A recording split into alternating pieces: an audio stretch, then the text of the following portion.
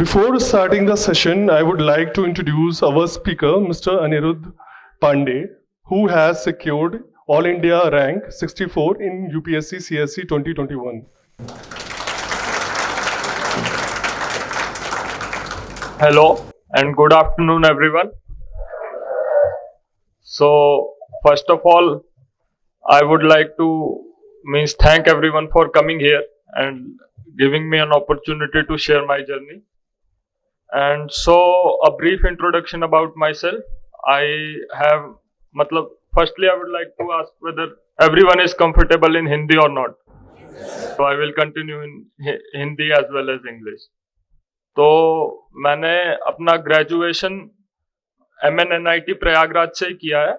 2019 में मेरा graduation complete हुआ था सिविल इंजीनियरिंग ब्रांच से, और मैंने सिविल सर्विसेज की प्रिपरेशन कॉलेज डेज में ही शुरू कर दी थी।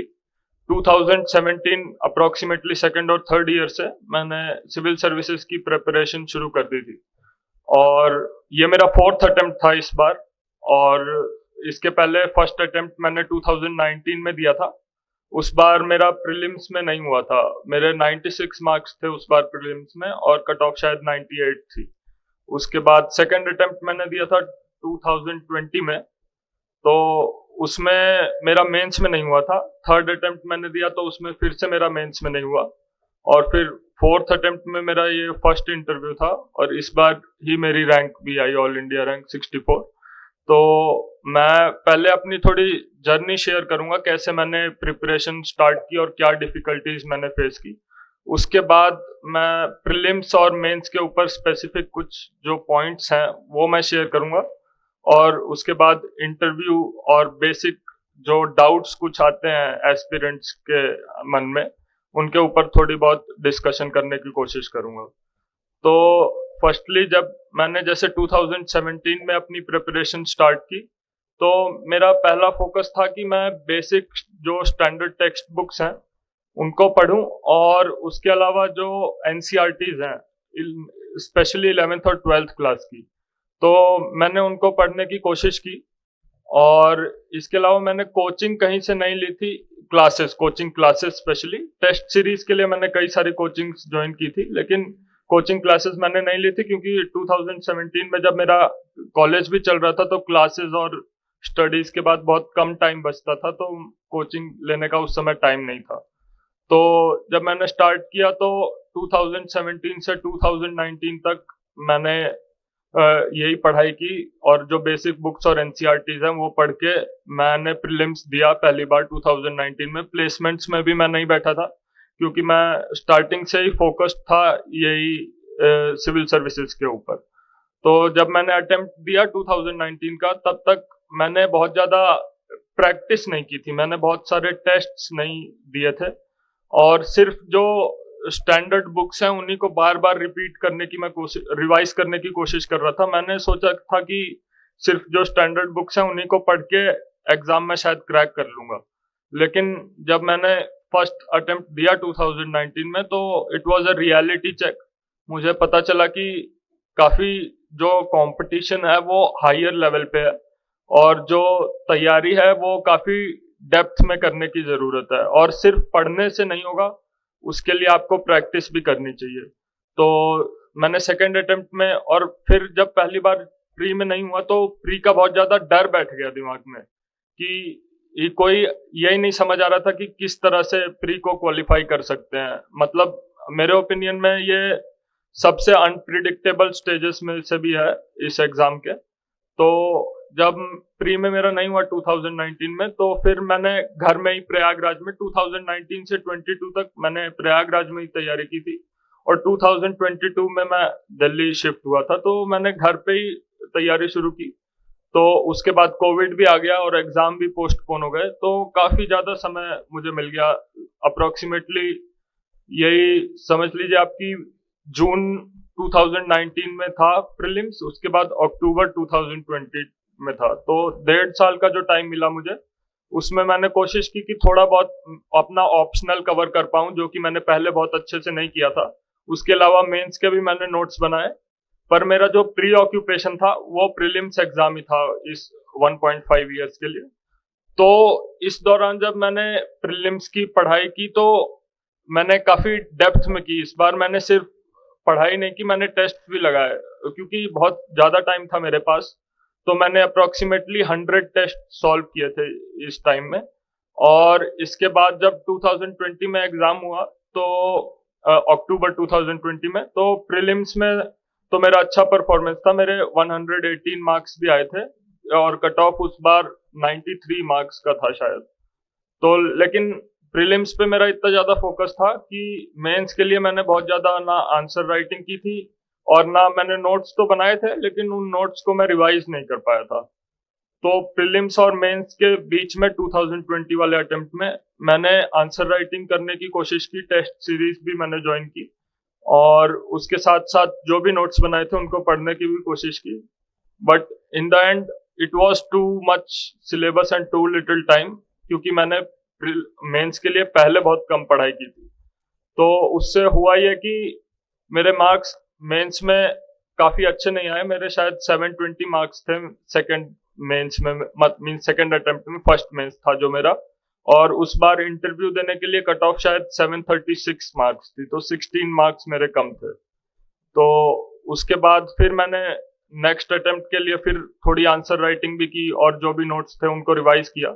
उसके बाद जब मैंने अपना थर्ड अटेम्प्ट दिया तो फिर उसमें भी मेरा प्रीलिम्स में हुआ था, उस बार भी मैंने मेंस दिया। और उस बार जब मैंने मेंस दिया तो मेरे को काफ़ी हाई होप्स थी कि एटलीस्ट इंटरव्यू कॉल तो उस बार आएगा ही। लेकिन उस बार भी मेरे 741 मार्क्स थे और कट ऑफ शायद 745 मार्क्स का था इंटरव्यू के लिए, तो 4 मार्क्स मेरे कम थे। और उसका मेन रीज़न भी यही था कि मेरे फर्स्ट मेंस में जीएस में काफ़ी कम मार्क्स थे, 340 मार्क्स थे। तो सेकंड मेंस में मेरा पूरा फोकस जीएस पे था, तो जीएस में तो मेरे मार्क्स इंप्रूव भी हुए, 340 से 393 हो गए।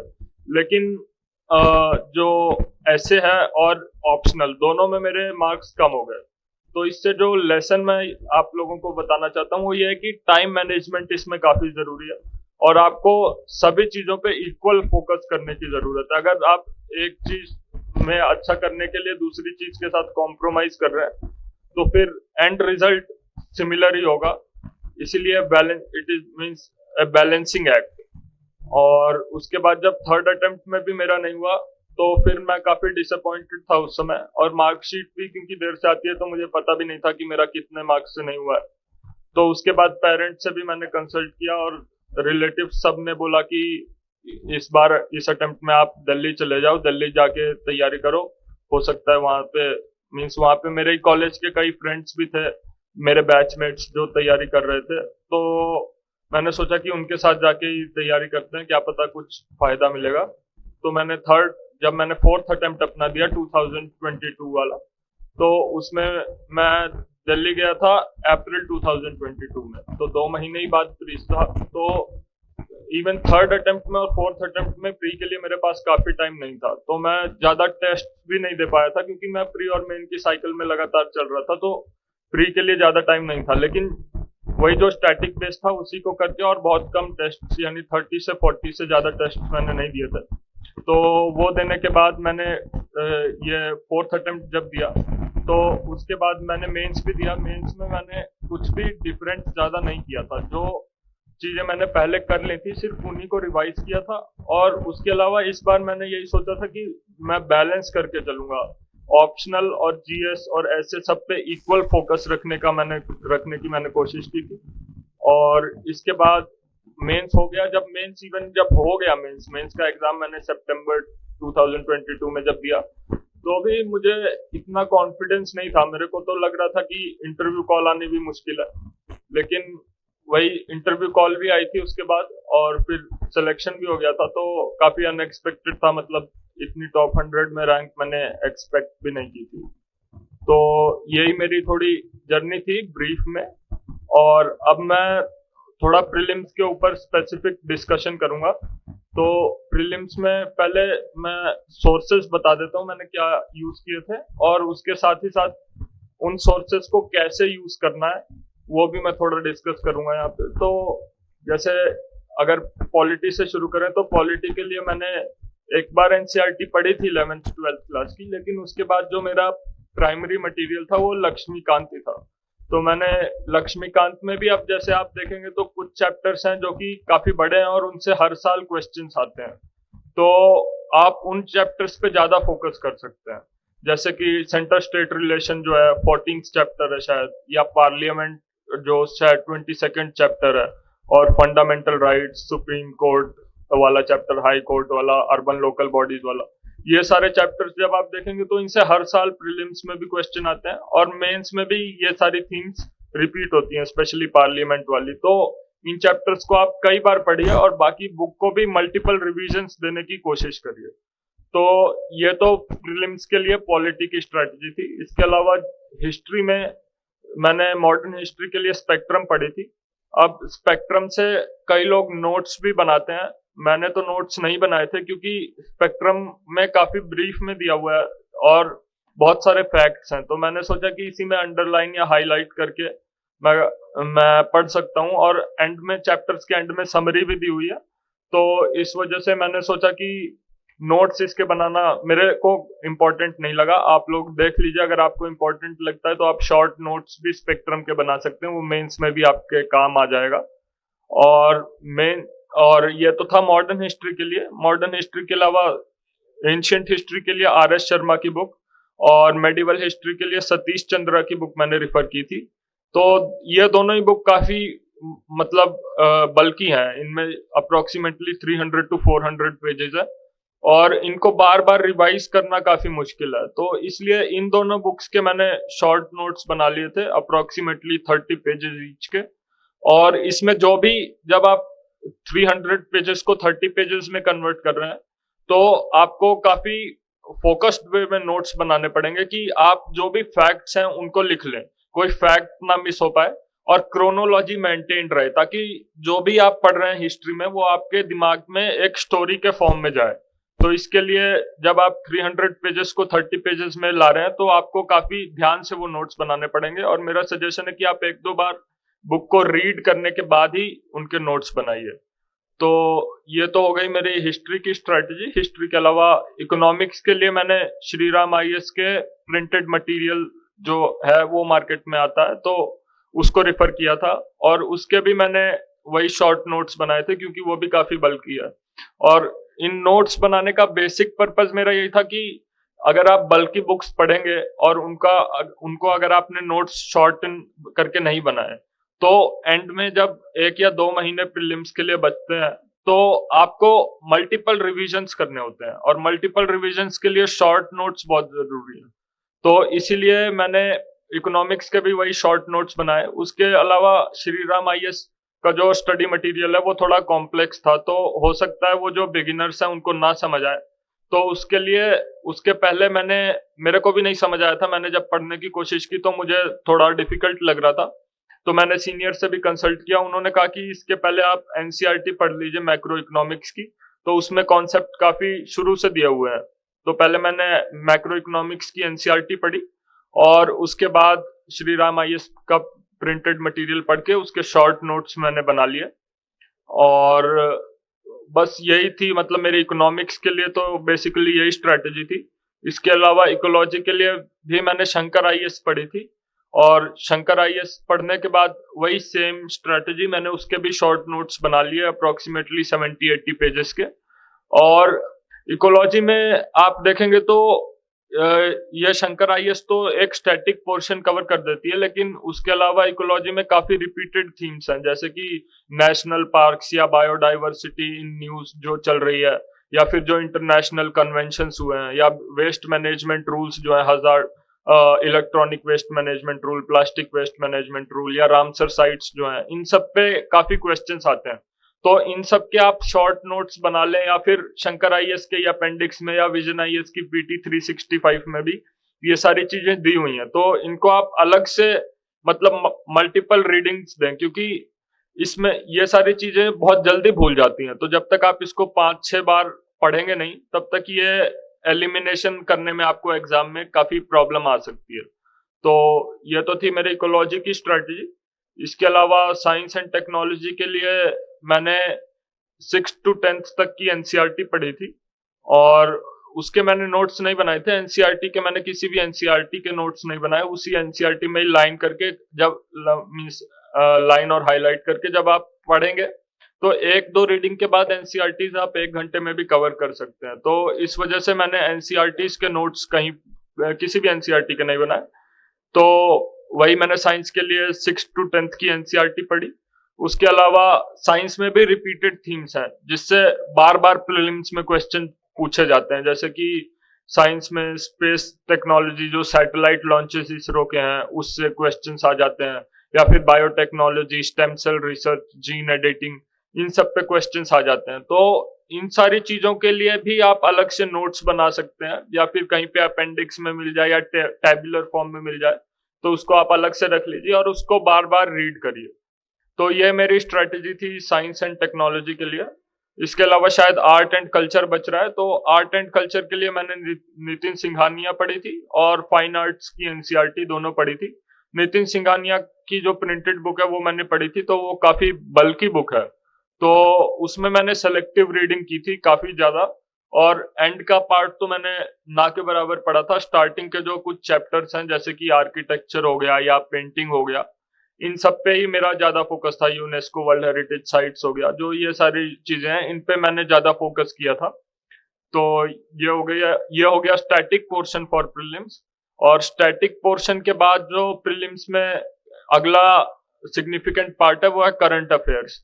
तो करंट अफेयर्स को लेके भी काफी सारे कंफ्यूजन्स आते हैं, मेरे भी दिमाग में आए थे, और इवन एंड तक जब मैंने 3 प्रीलिम्स दे लिए थे और चौथा मैं देने जा रहा था, या अभी जो मैं 5th प्रीलिम्स की भी रिजल्ट के पहले तैयारी कर रहा था, तो भी मैं करंट अफेयर्स में कभी भी आज तक कॉन्फिडेंट नहीं रहा कि मैंने कवर भी किया है। लेकिन मैं यही कोशिश करता था कि करंट अफेयर्स जब भी पढूं तो जैसे अगर आप एक तो न्यूज़पेपर है करंट अफेयर्स के लिए, वो तो मेरे सजेशन में आप डेली पढ़िए। आप नोट्स उससे बना पा रहे हैं या नहीं बना पा रहे हैं अलग बात है, अगर आप नोट मेकिंग न्यूज़पेपर से कर पा रहे हैं तो बहुत अच्छी बात है। और लेकिन मैं तो नहीं कर पाया था, मैंने कोशिश भी की कई बार नोट्स बनाने की न्यूज़पेपर से, लेकिन 1 हफ्ते के बाद बनाना थोड़ा मुश्किल ही हो जाता था मेरे लिए। तो मैंने नोट्स तो न्यूज़पेपर से नहीं बनाए, लेकिन मैं डेली न्यूज़पेपर 1.5 से 2 घंटे पढ़ता था। उससे होता ये है कि आपके दिमाग में एक चेन ऑफ इवेंट्स चलती रहती है और कंटिन्यूटी मेंटेन्ड रहती है करंट अफेयर्स में। तो अगर क्वेश्चंस जो आते हैं, क्योंकि प्रीलिम्स में जो करंट अफेयर्स के क्वेश्चन आते हैं वो बहुत ही ज्यादा अनप्रिडिक्टेबल होते हैं, और उसका ज्यादातर का सोल्यूशन आप सिर्फ एलिमिनेशन से निकाल सकते हैं। तो उसके लिए अगर आपके दिमाग में एक चेन ऑफ इवेंट्स रहेगी तो एलिमिनेशन करने में थोड़ी ईज हो जाती है। इसलिए न्यूज़पेपर मैं रिकमेंड करूंगा कि आप लोग भी पढ़िए डेली। और न्यूज़पेपर के अलावा अगर आप मंथली मैगजीन कोई पढ़ सकते हैं तो वो काफी बेनिफिशियल हो सकती है, क्योंकि जो भी आपने न्यूज़पेपर में पढ़ा कुछ चीज ऐसी जरूर होंगी जो छूट गई होंगी, या कुछ चीजें होंगी जो आप कॉम्प्रिहेंसिवली कवर नहीं कर पाए। न्यूज़पेपर में एक आर्टिकल था, आपने वो पढ़ लिया, लेकिन उसका बैकग्राउंड आपको ज्यादा डेप्थ में नहीं पता है। तो अगर आप कोई मंथली करंट अफेयर्स की मैगजीन पढ़ेंगे तो आपको कॉम्प्रिहेंसिव नॉलेज हो जाएगी किसी भी टॉपिक की। और लेकिन मेरे लिए ये प्रॉब्लम थी कि मैं बार बार, क्योंकि प्री और मेंस दे रहा था, तो मंथली करंट अफेयर्स मैगजीन पढ़ना मेरे लिए थोड़ा मुश्किल हो गया था। तो मैं ईयरली कंपाइलेशंस पे ज्यादा रिलाई कर रहा था। पीटी 365 मैं प्री के लिए पढ़ रहा था और मेंस 365 मेंस के लिए पढ़ रहा था। तो इसमें भी जो ये है कि कई लोग करंट अफेयर्स, मतलब मैं अपने कई फ्रेंड्स को भी जानता हूँ, रिलेटिव्स को जानता हूँ, जिन्होंने प्री का अटेम्प्ट ही वो स्किप कर देते हैं क्योंकि वो करंट अफेयर्स में कॉन्फिडेंट नहीं रहते। उनको लगता है कि मैंने याद नहीं किया है करंट अफेयर्स। तो इसमें मेरा जो मानना है वो यही है कि आपको करंट अफेयर्स याद नहीं होने चाहिए, क्योंकि आपको वहां पे लिखना नहीं है उसे, आपको वहां पे बस एलिमिनेट करना है, आपको करेक्ट आंसर ढूंढना है वहां पे। तो उसके लिए अगर आपने करंट अफेयर्स की 2 रीडिंग भी की हुई है तो एक बार पढ़िए, एक बार रिवाइज करिए, और हो सके तो 2 बार रिवाइज कर लीजिए। लेकिन 2 रिविजन्स के बाद भी आपको बहुत ज्यादा कॉन्फिडेंस नहीं आता कि मैंने करंट अफेयर्स पढ़ लिया है कि और मुझे सब याद है, लेकिन आप फिर भी एग्जाम जब देंगे तो आप देखेंगे कि एलिमिनेशन हो पा रही है। तो इसके लिए करंट अफेयर्स की जो भी आपने या तो मंथली मैगजीन यूज की हो या पीटी 365 यूज की हो, जो भी कंसोलिडेटेड मटेरियल आपने यूज किया हो, उसके 2 रिवीजन कम से कम करके जाइए। तो ये मेरी करंट अफेयर्स की स्ट्रेटेजी थी। इसके बाद जो टेस्ट्स आते हैं, टेस्ट्स में ये होता है कि एक जो कॉमन क्वेश्चन होता है वो यही है कि हाउ मेनी टेस्ट्स, मतलब कितने टेस्ट्स एडिक्वेट हैं। तो इसका कोई फिक्स्ड आंसर नहीं है। मैं कई फ्रेंड्स को ऐसे जानता हूँ जिन्होंने सिर्फ 5 टेस्ट्स दिए और उनका भी प्री क्लियर हुआ है, और ऐसे भी कई लोगों को मैं जानता हूँ जिन्होंने 100 टेस्ट दिए और उनका भी प्री नहीं क्लियर हुआ है। तो नंबर ऑफ टेस्ट जो है वो इस पे नहीं डिपेंड करता कि आपने कितने टेस्ट दिए हैं, इस पे डिपेंड करता है कि आपने उनको कैसे यूज किया है। जितने भी टेस्ट आपने दिए हैं, आपने उनको अच्छे से एनालाइज किया है कि नहीं किया है, आपने उनके नोट्स बनाए या नहीं बनाए हैं, और आपने उन नोट्स को रिवाइज किया है या नहीं किया है। तो इन सारी चीजों पे ज्यादा डिपेंड करता है आपका success in prelims as compare to number of test you have given. तो उसके लिए, जैसे अब मैंने एनालिसिस की बात की, तो मैं अपना तरीका बता सकता हूँ कि मैं कैसे एनालाइज करता था टेस्ट्स को। कि मान लीजिए अगर मैंने कोई टेस्ट दिया तो मैं सुबह ही टेस्ट दे देता था, 5 AM टू 7 AM के बीच। तो 5 AM टू 7 AM के बीच जब मैंने टेस्ट दे दिया, तो उसके बाद 8 AM और 9 AM से मैं उसका स्टार्ट करता था एनालिसिस, और मेरा टारगेट रहता था कि 3 से 4 घंटे में उसका एनालिसिस मैं कर लूं।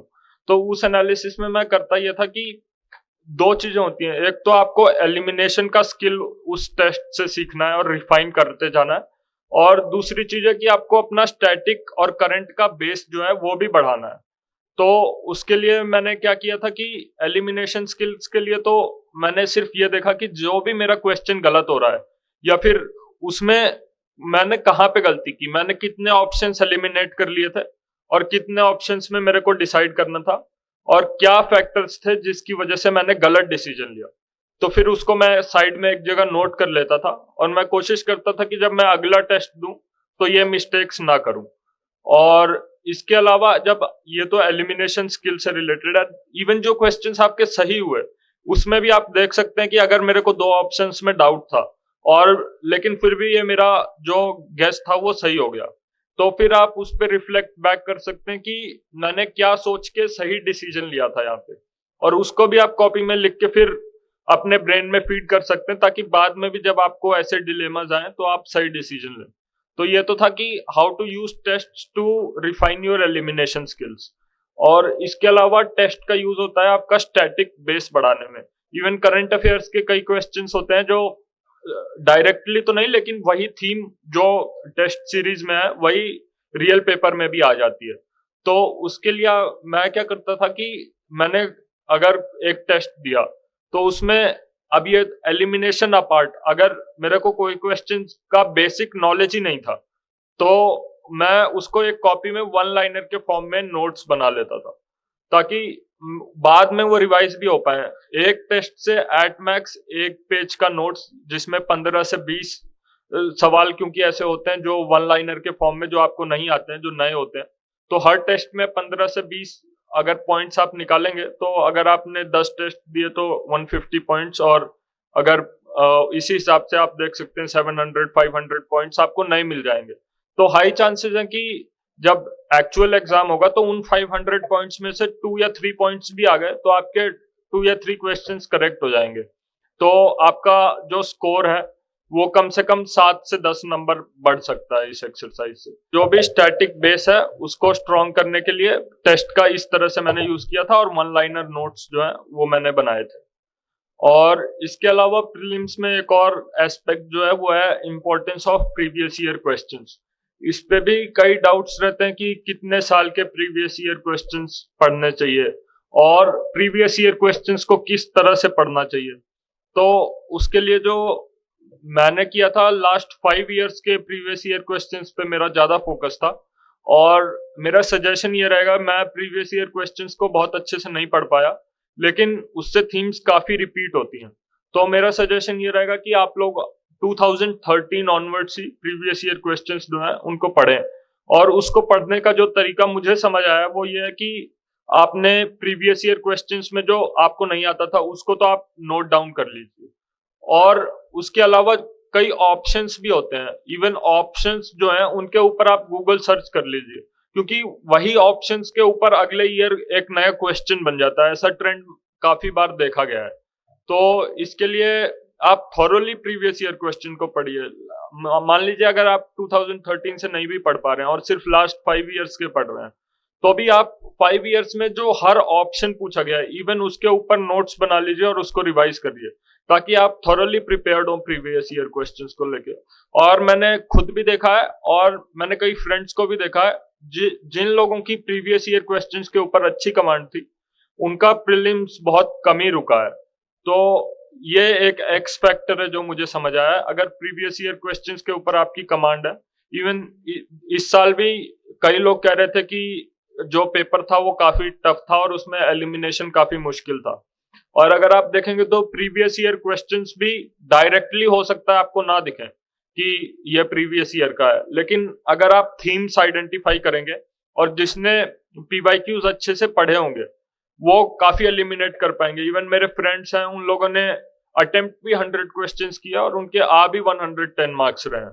तो ये कहना कि एलिमिनेशन मुश्किल है, ये एलिमिनेशन मुश्किल हो गया इस अटेम्प्ट से, इससे मैं पूरी तरह एग्री नहीं करूंगा।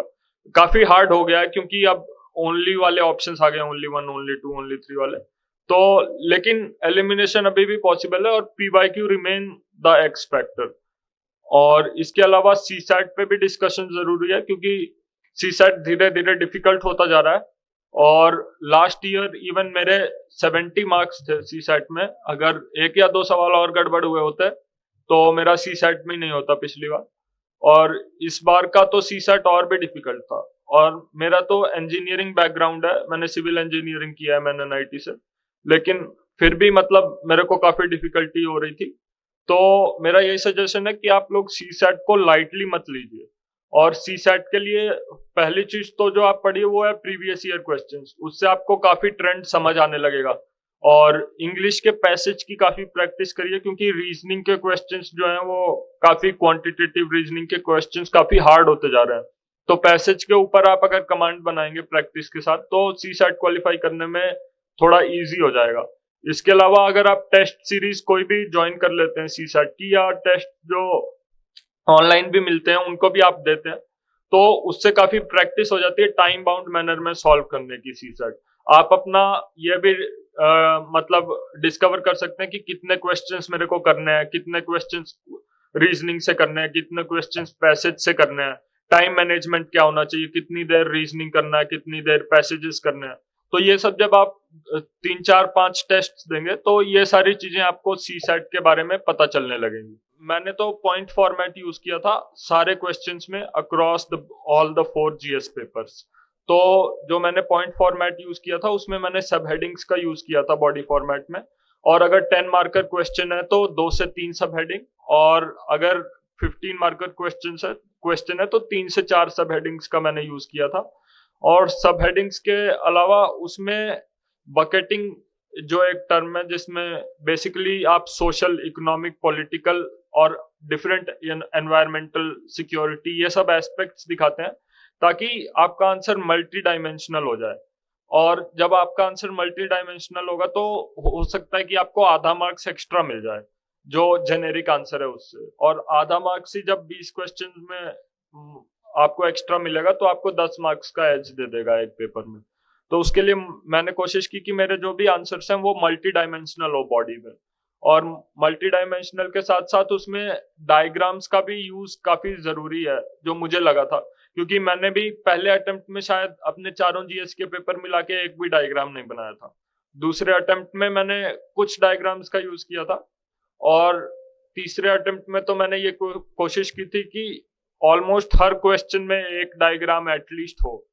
तो डायग्राम बनाने के भी कई फॉर्मेट्स हैं, जैसे कि मैं जो एक काफी यूज करता था वो था कि क्लोज्ड सर्कल डायग्राम्स। जैसे आपने एक पॉइंट से शुरू किया कि मान लीजिए लो ह्यूमन रिसोर्सेज है, या पुअर एजुकेशन और हेल्थ है किसी पर्सन की, तो पुअर एजुकेशन और हेल्थ, उससे अब आप एक विशियस साइकिल या वर्चुअस साइकिल बना दीजिए कि पुअर एजुकेशन और हेल्थ होगी तो उससे लो इनकम होगा, लो इनकम से पॉवर्टी होगी, पॉवर्टी से फिर वही साइकिल फिर से शुरू हो जाएगी और लो ह्यूमन रिसोर्सेज फिर से आ जाएंगे। तो ये हो गई विशियस साइकिल जो ट्रैप हो जाता है इस काइंड के डायग्राम। और इसके अलावा स्टार डायग्राम जो होते हैं, जैसे आपने बीच में सेंटर में एक सर्कल बनाया, उसमें गुड गवर्नेंस लिख दिया।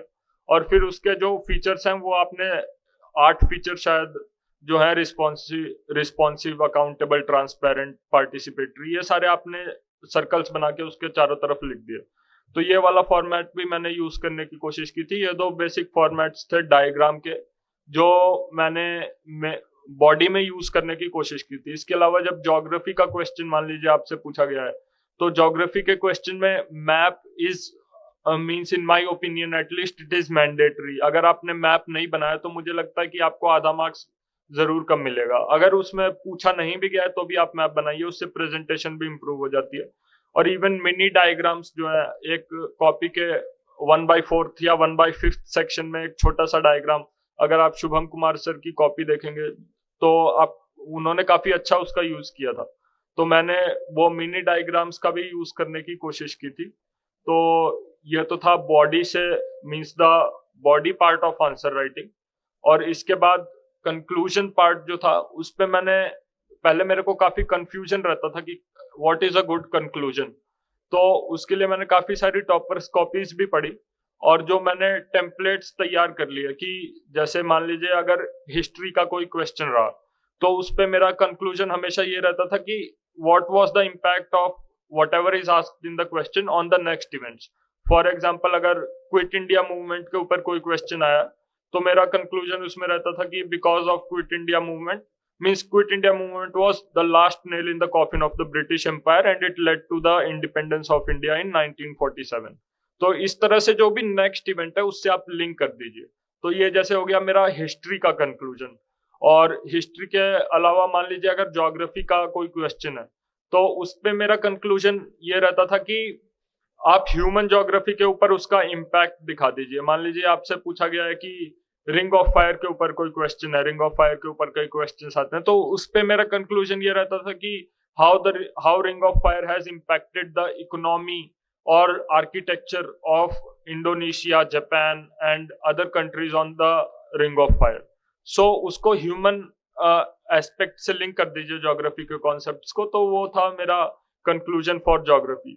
इसी तरह पॉलिटी में मैं डीपीएसपीज या फंडामेंटल राइट्स या फंडामेंटल ड्यूटीज लिखने की कोशिश करता था। और अगर आईआर का क्वेश्चन है तो उसमें जो भी वासुदेव कुटुंबकम या ऐसे जो भी कीवर्ड्स हैं जो फॉरेन पॉलिसी डिक्टम में यूज होते हैं फ्रीक्वेंटली, उनको यूज करने की कोशिश करता था। अगर गवर्नेंस के ऊपर क्वेश्चन है तो सस्टेनेबल डेवलपमेंट गोल्स लिख सकते हैं। और ये सारे कंक्लूजन तब है जब आपने ऊपर वे फॉरवर्ड लिखा है, क्योंकि वे फॉरवर्ड लिखना मेरे ओपिनियन में काफी जरूरी है आपके आंसर्स में।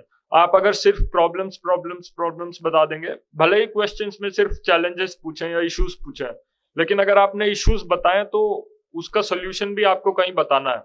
तो मान लीजिए कि हो सकता है 10 मार्कर में आपके पास स्पेस ना हो वे फॉरवर्ड डिस्कस करने की, तो उस सिचुएशन में आप कंक्लूजन में ही वे फॉरवर्ड जो है उसको बता दीजिए। तो ये सारे टेम्पलेट्स का यूज नहीं करना पड़ेगा।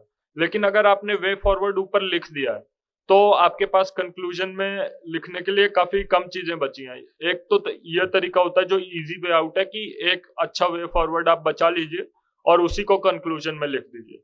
लेकिन मैं जो करता था कि मैंने टेम्पलेट्स पहले से ही बना लिए थे और उसी को मैं कंक्लूजन में लिखता था। जैसा कि मैंने बताया, एसडीजी हो गया या डीपीएसपी हो गया या ह्यूमन एस्पेक्ट हो गया या नेक्स्ट इवेंट हो गया। और ऐसे ही अगर इकोनॉमिक्स में देखेंगे तो इकोनॉमिक्स में कोई कमेटी की रिपोर्ट दे दीजिए, NITI Aayog 3 year action agenda या फिर इकोनॉमिक सर्वे से रिलेटेड कोई एस्पेक्ट जो क्वेश्चन में पूछा गया है वो रेलिवेंट होना चाहिए। उस क्वेश्चन से रिलेटेड अगर कोई सजेशन आपको किसी कमेटी की पता है तो वो भी एक अच्छा कंक्लूजन हो सकती है। तो ये तो थी बेसिक आंसर राइटिंग से रिलेटेड जो टिप्स थी मेरी। इसके अलावा नोट मेकिंग भी जो है मेंस के लिए वो काफी इंपॉर्टेंट है, क्योंकि मेंस में पहले तो आप सिलेबस याद कर लीजिए। तो मैंने क्या किया था, सिलेबस याद करने के बाद मैंने टॉपिक वाइज नोट्स बनाए थे। जो भी सिलेबस में पॉइंट्स लिखे हुए हैं उनको उनके टॉपिक वाइज नोट्स बनाए थे। और मैंने बहुत बड़े नोट्स नहीं बनाए थे, क्योंकि एंड में जब आप देखेंगे प्री और मेंस के बीच में जो टाइम है वो काफी कम होता है और आपको बहुत सारी चीजें ऑप्शनल रहता है, उसी में ऐसे रहता है, कंपलसरी पेपर्स का भी टेंशन आ जाता है जब एग्जाम आने लगता है। और जीएस भी इतना बड़ा खुद में है, तो इस वजह से नोट्स जो है वो आप काफी शॉर्ट बनाने की कोशिश करिए। मैंने मैंने ये अप्रोच यूज की थी कि जो भी टॉपिक है उस सिलेबस में जो भी पॉइंट है उसके ऊपर मैंने चार चार पेजेस एट मैक्स, 2 पेज या 4 पेज के नोट्स बनाए थे। तो उन नोट्स में मैंने यही कोशिश की थी कि पहले मैं कुछ स्टैट्स लिख दूं या डेफिनेशन लिख दूं जो कि जो कि इंट्रोडक्शन में यूज हो सके, या फिर जो स्टैट्स हैं वो बॉडी में भी अगर मैं कहीं पे स्प्रिंकल कर पाऊं तो मैं कर दूं। उसके बाद जो भी इश्यूज हैं आप 10-15 इश्यूज लिख दीजिए, ताकि उससे उस टॉपिक से रिलेटेड कोई भी क्वेश्चन आए तो वो इश्यूज तो मोर और लेस सेम ही रहेंगे। तो आप अगर आपने इश्यूज के ऊपर प्रिपेयर किए हुए हैं 10-15 पॉइंट्स, तो आप उन्हीं को रिसाइकल करके लिख सकते हैं क्वेश्चन के डिमांड के हिसाब से एडजस्ट करके। और इसके बाद इश्यूज के बाद वे गवर्नमेंट स्कीम्स जो भी स्पेशली गवर्नेंस या इकोनॉमिक्स के अगर टॉपिक्स हैं तो उनके ऊपर गवर्नमेंट की काफी सारी स्कीम्स हैं। अगर आप उनको अपने आंसर में कहीं भी एडजस्ट कर पाए, मैं तो वे फॉरवर्ड में डालने की कोशिश करता था, क्योंकि अगर आपने वो गवर्नमेंट स्कीम्स मेंशन की है तो आपका जो आंसर है वो काफी ऑब्जेक्टिव हो जाता है, तो उसमें अच्छे मार्क्स इंप्रेसिव लगने लगता है। तो इसलिए गवर्नमेंट स्कीम्स का भी मैं काफी यूज करता था, और नोट्स भी उसी हिसाब से मैंने बनाया कि उन नोट्स में गवर्नमेंट स्कीम्स जरूर लिखी हो, और उसके बाद कुछ इनोवेटिव वे फॉरवर्ड्स आप लिख लीजिए, क्योंकि जो थीम्स हैं वो रिपीट होंगी। हंगर के ऊपर क्वेश्चन आएगा, पॉवर्टी के ऊपर क्वेश्चन आएगा इन वन वे और अनदर।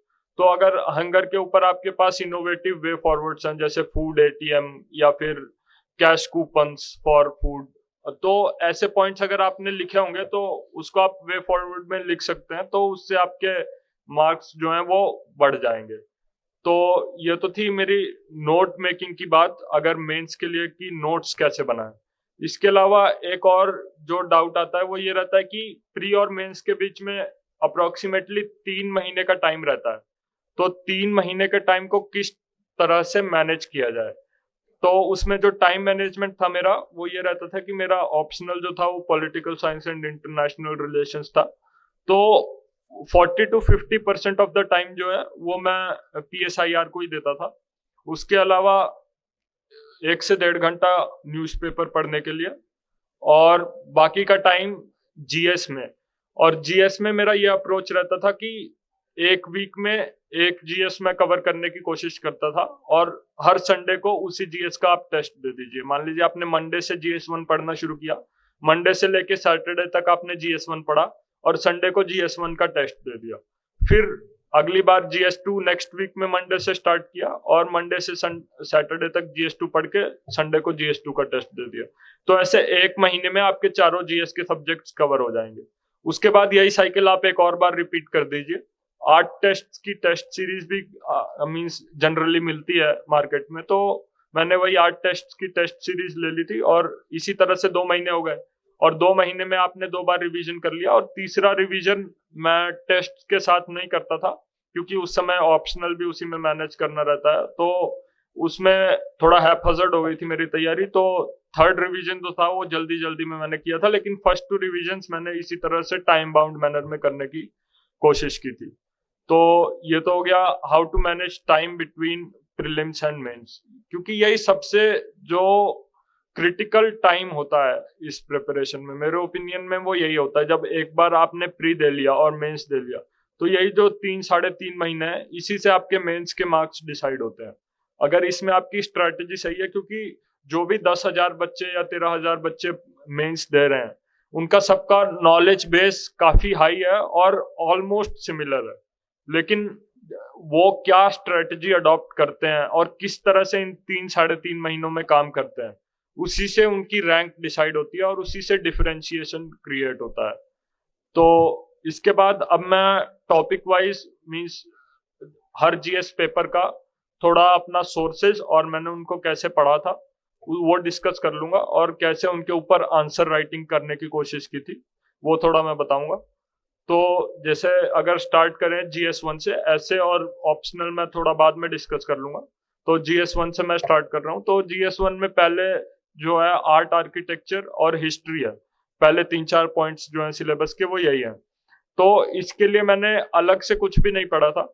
जो भी प्रीलिम्स के लिए मैंने पढ़ा था, जैसे कि स्पेक्ट्रम हो गया या नितिन सिंघानिया हो गया, उसी को मैंने फिर से एक बार रिवाइज कर लिया था। और इसके अलावा इसकी आंसर राइटिंग पे मैंने ज्यादा फोकस किया था कि किस तरह से आंसर हिस्ट्री के अच्छे लिखे जाए, क्योंकि हिस्ट्री में अगर आप आंसर राइटिंग पे नहीं फोकस करेंगे तो हिस्ट्री में जल्दी, मेरा फर्स्ट और सेकंड अटेम्प्ट में मुझे काफी कम मार्क्स मिलते थे हिस्ट्री में। तो उसके लिए मैंने यही समझा कि हिस्ट्री में जब आप आंसर राइटिंग कर रहे हैं तो पहली बात तो आप कई डायग्राम्स भी बना सकते हैं, जैसे स्तूपा का डायग्राम, या कोई टेम्पल आर्किटेक्चर के ऊपर क्वेश्चन आया तो टेम्पल आर्किटेक्चर का डायग्राम, इंडस वैली सिविलाइजेशन के आर्किटेक्चर पे क्वेश्चन आया तो ग्रिड ग्रिड पैटर्न जो है उसका डायग्राम।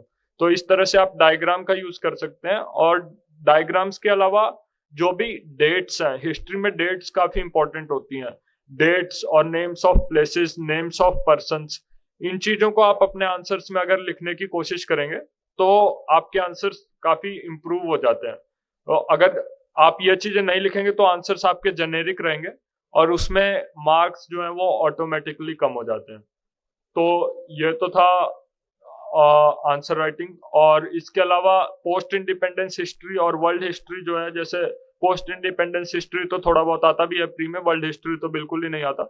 तो इन दोनों के लिए मैंने सिर्फ मेंस के लिए पढ़ाई की थी। तो पोस्ट इंडिपेंडेंस हिस्ट्री के लिए एनसीईआरटी और स्पेक्ट्रम में भी जो नए एडिशन है उनमें एंड में थोड़ा सा पोस्ट इंडिपेंडेंस हिस्ट्री का पोर्शन है। उन दोनों को पढ़ के मैंने शॉर्ट नोट्स बना लिए थे 25 से 30 पेज के पोस्ट इंडिपेंडेंस हिस्ट्री के, और वही पढ़े थे। इसके अलावा वर्ल्ड हिस्ट्री का जो सिलेबस है वो काफी माइन्यूटली दिया हुआ है। तो जितने भी इवेंट्स मेंशन्ड हैं, इंडस्ट्रियल रेवोल्यूशन हो गया, या फिर रीयूनिफिकेशन ऑफ जर्मनी हो गया, चाइनीज रेवोल्यूशन, रशियन रेवोल्यूशन, इन सब पे 2-2 पेजेस के नोट्स मैंने बना लिए थे और इन्हीं नोट्स को पढ़ा था। क्योंकि इसमें कॉस्ट बेनिफिट रेशियो वाली बात आ जाती है, वर्ल्ड हिस्ट्री से ज्यादा एक क्वेश्चन आएगा या वो भी नहीं आएगा, तो उस पे आप बहुत ज्यादा टाइम प्री और मेंस के बीच में दे नहीं सकते। तो प्री के पहले आप नोट्स बना लीजिए वर्ल्ड हिस्ट्री के, हार्डली 20 और 25 पेजेस के, और प्री और मेंस के बीच में उसी नोट्स को आप रिवाइज करिए, क्योंकि ज्यादा टाइम आप वर्ल्ड हिस्ट्री या पोस्ट इंडिपेंडेंस हिस्ट्री पे दे नहीं सकते। इसके बाद आता है सोशियोलॉजी वाला पार्ट, जो 3 या 4 पॉइंट्स हैं। तो इसमें पहली बात तो जितने भी टर्म्स सिलेबस में लिखे हैं, कम्युनलिज्म, रीजनलिज्म और salient features of Indian society, इन सब की बेसिक जो डेफिनेशन है, रीजनलिज्म बेसिक डेफिनेशन आप किसी अच्छे सोर्स से लिख के याद कर लीजिए, क्योंकि इंट्रोडक्शन जो है जनरली वो वही बन जाता है। और इंट्रोडक्शन के बाद सोशियोलॉजी में जो मुझे समझ आया, अगर आपको सोशियोलॉजी में अच्छे मार्क्स चाहिए तो आप मल्टी डायमेंशनल आंसर लिखिए। जो भी आप बॉडी में लिख रहे हैं उसमें, जैसे रीजन के हिसाब से, रिलीजन के हिसाब से, जेंडर के हिसाब से, इन सब पॉइंट्स को आप सेगमेंट करके बकेट्स अलग अलग बना के लिखेंगे तो मल्टी डायमेंशनल आंसर सोशियोलॉजी में बन जाता है, जिससे कि मार्क्स ज्यादा मिलने का पॉसिबिलिटी हो जाता है। और इसके अलावा सोशियोलॉजी में जो कंक्लूजन है वो एसडीजी जो है वो they are a nice conclusion for sociology questions as well. और इसके बाद ज्योग्राफी में अगर आप देखेंगे तो ज्योग्राफी में आप पीवाईक्यूज देखिए तो बहुत कम थीम्स हैं और वो बहुत ज्यादा रिपीट हो रही हैं, जैसे कि माउंटेन्स के ऊपर क्वेश्चंस, या मैंग्रोव्स के ऊपर क्वेश्चन, अर्बन फ्लडिंग के ऊपर क्वेश्चंस। ये सारे क्वेश्चंस हर 1-2 साल में, क्रायोस्फीयर के ऊपर क्वेश्चन, हर क्लाइमेट चेंज के ऊपर क्वेश्चन, ये हर 1-2 साल में रिपीट हो जाता है।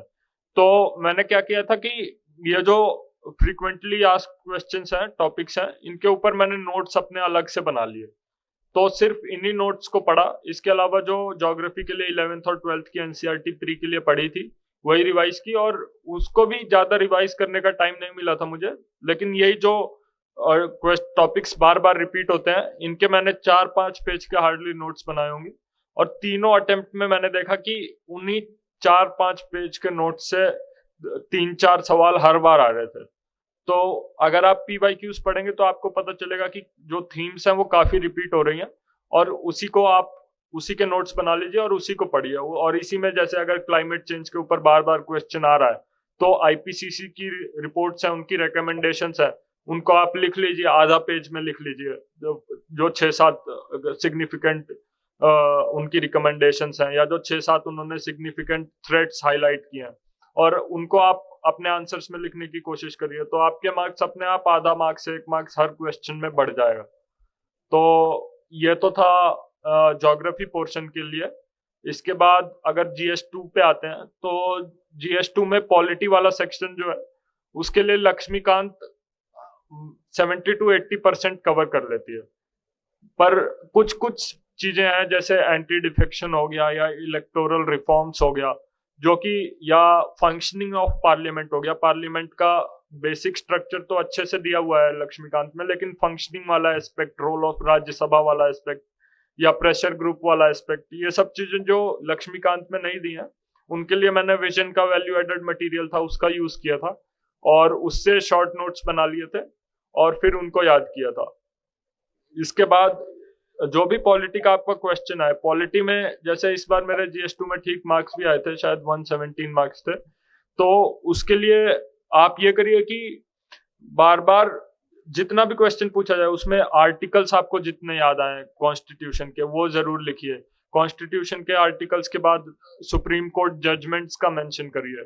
इसके बाद जो भी करंट एग्जांपल्स हैं, जैसे अगर एंटी डिफेक्शन के ऊपर क्वेश्चन आया तो महाराष्ट्र केस क्या है, मणिपुर केस क्या है, MP वाला केस क्या है, इन सबको आप एग्जांपल्स को आप अगर आंसर्स में डाल पा रहे हैं, और लॉ कमीशन, सेकंड आर्क, इन सब की रिकमेंडेशंस कुछ कुछ आप बेसिक याद कर लीजिए और वही कई जगह पे यूज कर सकते हैं। तो ये सारी चीजें जब आपके पॉलिटी वाले आंसर्स में रहेंगी तो पॉलिटी में ज्यादा मार्क्स मिलने की चांसेस बढ़ जाते हैं। इसके बाद आता है गवर्नेंस वाला सेक्शन। तो गवर्नेंस वाले सेक्शन में भी आप देखेंगे कि वही PYQs इसलिए आप पढ़िए क्योंकि जब आप PYQs पढ़ेंगे तो आपको पता चलेगा कि वही थीम्स बार बार रिपीट हो रही हैं। हंगर के ऊपर, पॉवर्टी के ऊपर, हेल्थ एजुकेशन के ऊपर, हायर एजुकेशन के ऊपर क्वेश्चन ये हर बार आ रहे हैं। तो इन्हीं को जब आप पढ़ेंगे तो इन्हीं के नोट्स बना लीजिए। मैंने भी यही किया था कि गवर्नेंस के जितने भी टॉपिक हैं, जितने भी सिलेबस में पॉइंट है, एक एक दो दो पेज के नोट्स बना लिए और उन्हीं को पढ़ के आंसर राइटिंग प्रैक्टिस की। इसके अलावा गवर्नेंस वाले क्वेश्चंस में डायग्राम बनाने का जो स्कोप है वो बहुत हाई है। उसमें आप डायग्राम्स, ब्लॉक डायग्राम्स का काफी यूज कर सकते हैं। तो उसके लिए मैंने एक ट्रिक भी यूज की थी कि जितने भी गवर्नेंस के टॉपिक्स हैं, हर टॉपिक के ऊपर एक डायग्राम, जैसे हेल्थ के ऊपर एक डायग्राम जिसमें मैंने प्राइमरी, सेकेंडरी और टर्शियरी हेल्थ सेक्टर दिखा दिया, या एजुकेशन के ऊपर एक डायग्राम। इसको मैंने एक पेज में 16 ब्लॉक्स बनाए और 16 ब्लॉक्स बना के छोटे छोटे 16 डायग्राम एक पेज में ही हर टॉपिक के ऊपर एक, पॉवर्टी के ऊपर एक डायग्राम, हंगर के ऊपर एक डायग्राम और हेल्थ के ऊपर एक डायग्राम, एजुकेशन के ऊपर एक डायग्राम, ऐसे ही एक पेज में ही 16 डायग्राम मैंने बना लिए और उन्हीं को 2-3 बार रिवाइज कर लिया। तो अब जब भी गवर्नेंस का कोई क्वेश्चन आता था तो एक डायग्राम मेरा उसमें पक्का बन जाता था। तो इस तरह से मैंने गवर्नेंस के जो भी क्वेश्चन थे उनको सॉल्व करने की कोशिश की। इसके बाद IR आता है। क्योंकि मेरा PSIR था ऑप्शनल, तो IR के लिए मुझे ज्यादा कुछ पढ़ना नहीं पड़ा अलग से। लेकिन IR की जो आंसर राइटिंग होती है ऑप्शनल में और GS में वो काफी डिफरेंट होती है। और GS में अगर आपको IR की आंसर राइटिंग करनी है तो उसमें जो मुझे समझ आया कि आप अलग अलग डायमेंशंस अगेन दिखाने की कोशिश करिए, जैसे स्ट्रेटेजिक डायमेंशन क्या है, इकोनॉमिक डायमेंशन क्या है, कल्चरल कोऑपरेशन क्या है, पीपल टू पीपल कॉन्टैक्ट्स क्या है, और इसमें आप स्टैट्स एंड जो भी एग्रीमेंट्स हुए हैं उनको स्प्रिंकल करते जाइए। तो इससे IR के आंसर आपके काफी इंप्रेसिव बन जाते हैं। और इसके बाद IR के बाद जब हम GS3 के ऊपर आते हैं तो GS3 में सबसे पहले तो जनरल इकोनॉमिक्स आता है। जनरल इकोनॉमिक्स के लिए अगेन जो भी आपने प्री के लिए पढ़ा था, जो मैंने प्री के लिए पढ़ा था, मैंने वही चीजें यूज की थी। श्री राम IAS के प्रिंटेड मटेरियल के जो भी मेरे पास नोट्स पड़े थे। उसके अलावा जब आप इकोनॉमिक्स की आंसर राइटिंग करते हैं तो उसमें इकोनॉमिक टर्म्स का यूज करने की कोशिश करिए, जैसे कि fiscal deficit, fiscal consolidation, glide path, V shape recovery. ऐसे कीवर्ड्स अगर आप अपने आंसर में स्प्रिंकल करते जाएंगे तो आपके आंसर काफी टेक्निकल बन जाते हैं। आप थोड़ी प्रैक्टिस करिए, 10-15 आंसर, 20 आंसर आप लिखेंगे ऐसे, तो उसके बाद काफी टेक्निकल आंसर बन जाते हैं। इसी वजह से GS3 में भी मेरा मतलब तीनों अटेम्प्ट्स में ठीक ठीक स्कोर आया था। तो उसके पीछे की रीजन यही था कि जब आप इकोनॉमिक्स लिख रहे हैं तो इकोनॉमिक टर्म्स का यूज करिए। ऐसे ही सिक्योरिटी वाला पार्ट आता है जो एंड में है, सिक्योरिटी, तो उसमें सिक्योरिटी की कुछ स्कीम्स हैं, साइबर सिक्योरिटी के कुछ टेक्निकल टर्म्स हैं, मनी लॉन्ड्रिंग के कुछ टेक्निकल टर्म्स हैं, स्मर्फिंग क्या होता है, तो ये सब जब आप पढ़ लेंगे तो इन्हीं को यूज करिए, तो आपके आंसर थोड़े जेनेरिक कम रहते हैं, तो उसमें मार्क्स मिलने के चांसेस ज्यादा बढ़ जाते हैं। इसके अलावा डिजास्टर मैनेजमेंट और एनवायरनमेंट का जो पार्ट है GS3 में, वो मैंने ज्योग्राफी के साथ इंटीग्रेटेड वे में पढ़ा था। GS1 की ज्योग्राफी और GS3 का एनवायरनमेंट एंड डिजास्टर मैनेजमेंट, इन दोनों में काफी ज्यादा ओवरलैप है। तो इन दोनों के नोट्स मैंने साथ ही साथ बनाए थे, 4-5 पेजेस तो जो मैंने GS1 का बताया, मैंग्रोव्स हो गया, माउंटेन्स हो गया और क्लाइमेट चेंज हो गया, इन सब का नोट्स था। इसके अलावा क्राइसिस मैनेजमेंट की एक सेकंड आर्क की रिपोर्ट है, उसकी सिर्फ आप समरी देख लीजिए। समरी कई वेबसाइट्स पे अवेलेबल भी है, गूगल करेंगे तो मिल जाएगी। तो वो समरी आप प्रिफर कर लीजिए, सिर्फ समरी क्राइसिस मैनेजमेंट रिपोर्ट की। या नेशनल डिजास्टर मैनेजमेंट पॉलिसी है, वो शायद 20 पेज की है, उसका आप 1 या 2 पेज के नोट्स बना सकते हैं। और सेंदाई फ्रेमवर्क है, वो थोड़ा बहुत पढ़ लिया। तो ये सब मतलब सिर्फ आधे आधे पेज के आप नोट्स बना लीजिए। तो जब आप इन सब का अपने आंसर में यूज करेंगे ये नोट्स पढ़ने के बाद, तो आपके आंसर अलग ही दिखेंगे। तो उसमें मार्क्स जो हैं वो अपने आप ज्यादा मिलने लगेंगे। तो ये हो गया डिजास्टर मैनेजमेंट। इसके अलावा GS3 में बच गया एग्रीकल्चर। तो एग्रीकल्चर वाला जो पोर्शन था, उसमें जितने भी सिलेबस में पॉइंट्स हैं, आप उन सब के ऊपर वही 2 पेज के नोट्स बना लीजिए और उन्हीं 2 पेज के नोट्स को बार बार पढ़िए। और उसके बाद जी एग्रीकल्चर में कुछ नॉवेल इंटरवेंशंस, जो न्यू टेक्नोलॉजिकल डेवलपमेंट्स हो रहे हैं, जैसे कि ड्रिप इरिगेशन हो रहा है, या ऑर्गेनिक फार्मिंग हो रही है, या नैनो यूरिया लिक्विड पिछली बार चल रहा था। तो ऐसे न्यू टेक्नोलॉजिकल इंटरवेंशंस जो हो रहे हैं, उनको आप वे फॉरवर्ड में लिखने की कोशिश करिए, तो उससे मार्क्स बढ़ेंगे। और जो अशोक दलवाई कमेटी है, उसकी 5-10 रिकमेंडेशंस, या फिर नीति आयोग जो है, या इकोनॉमिक सर्वे जो है, वो एग्रीकल्चर के ऊपर क्या कह रहा है, हर साल कुछ ना कुछ कहता है वो। तो 5-10 रिकमेंडेशंस उनकी याद कर लीजिए।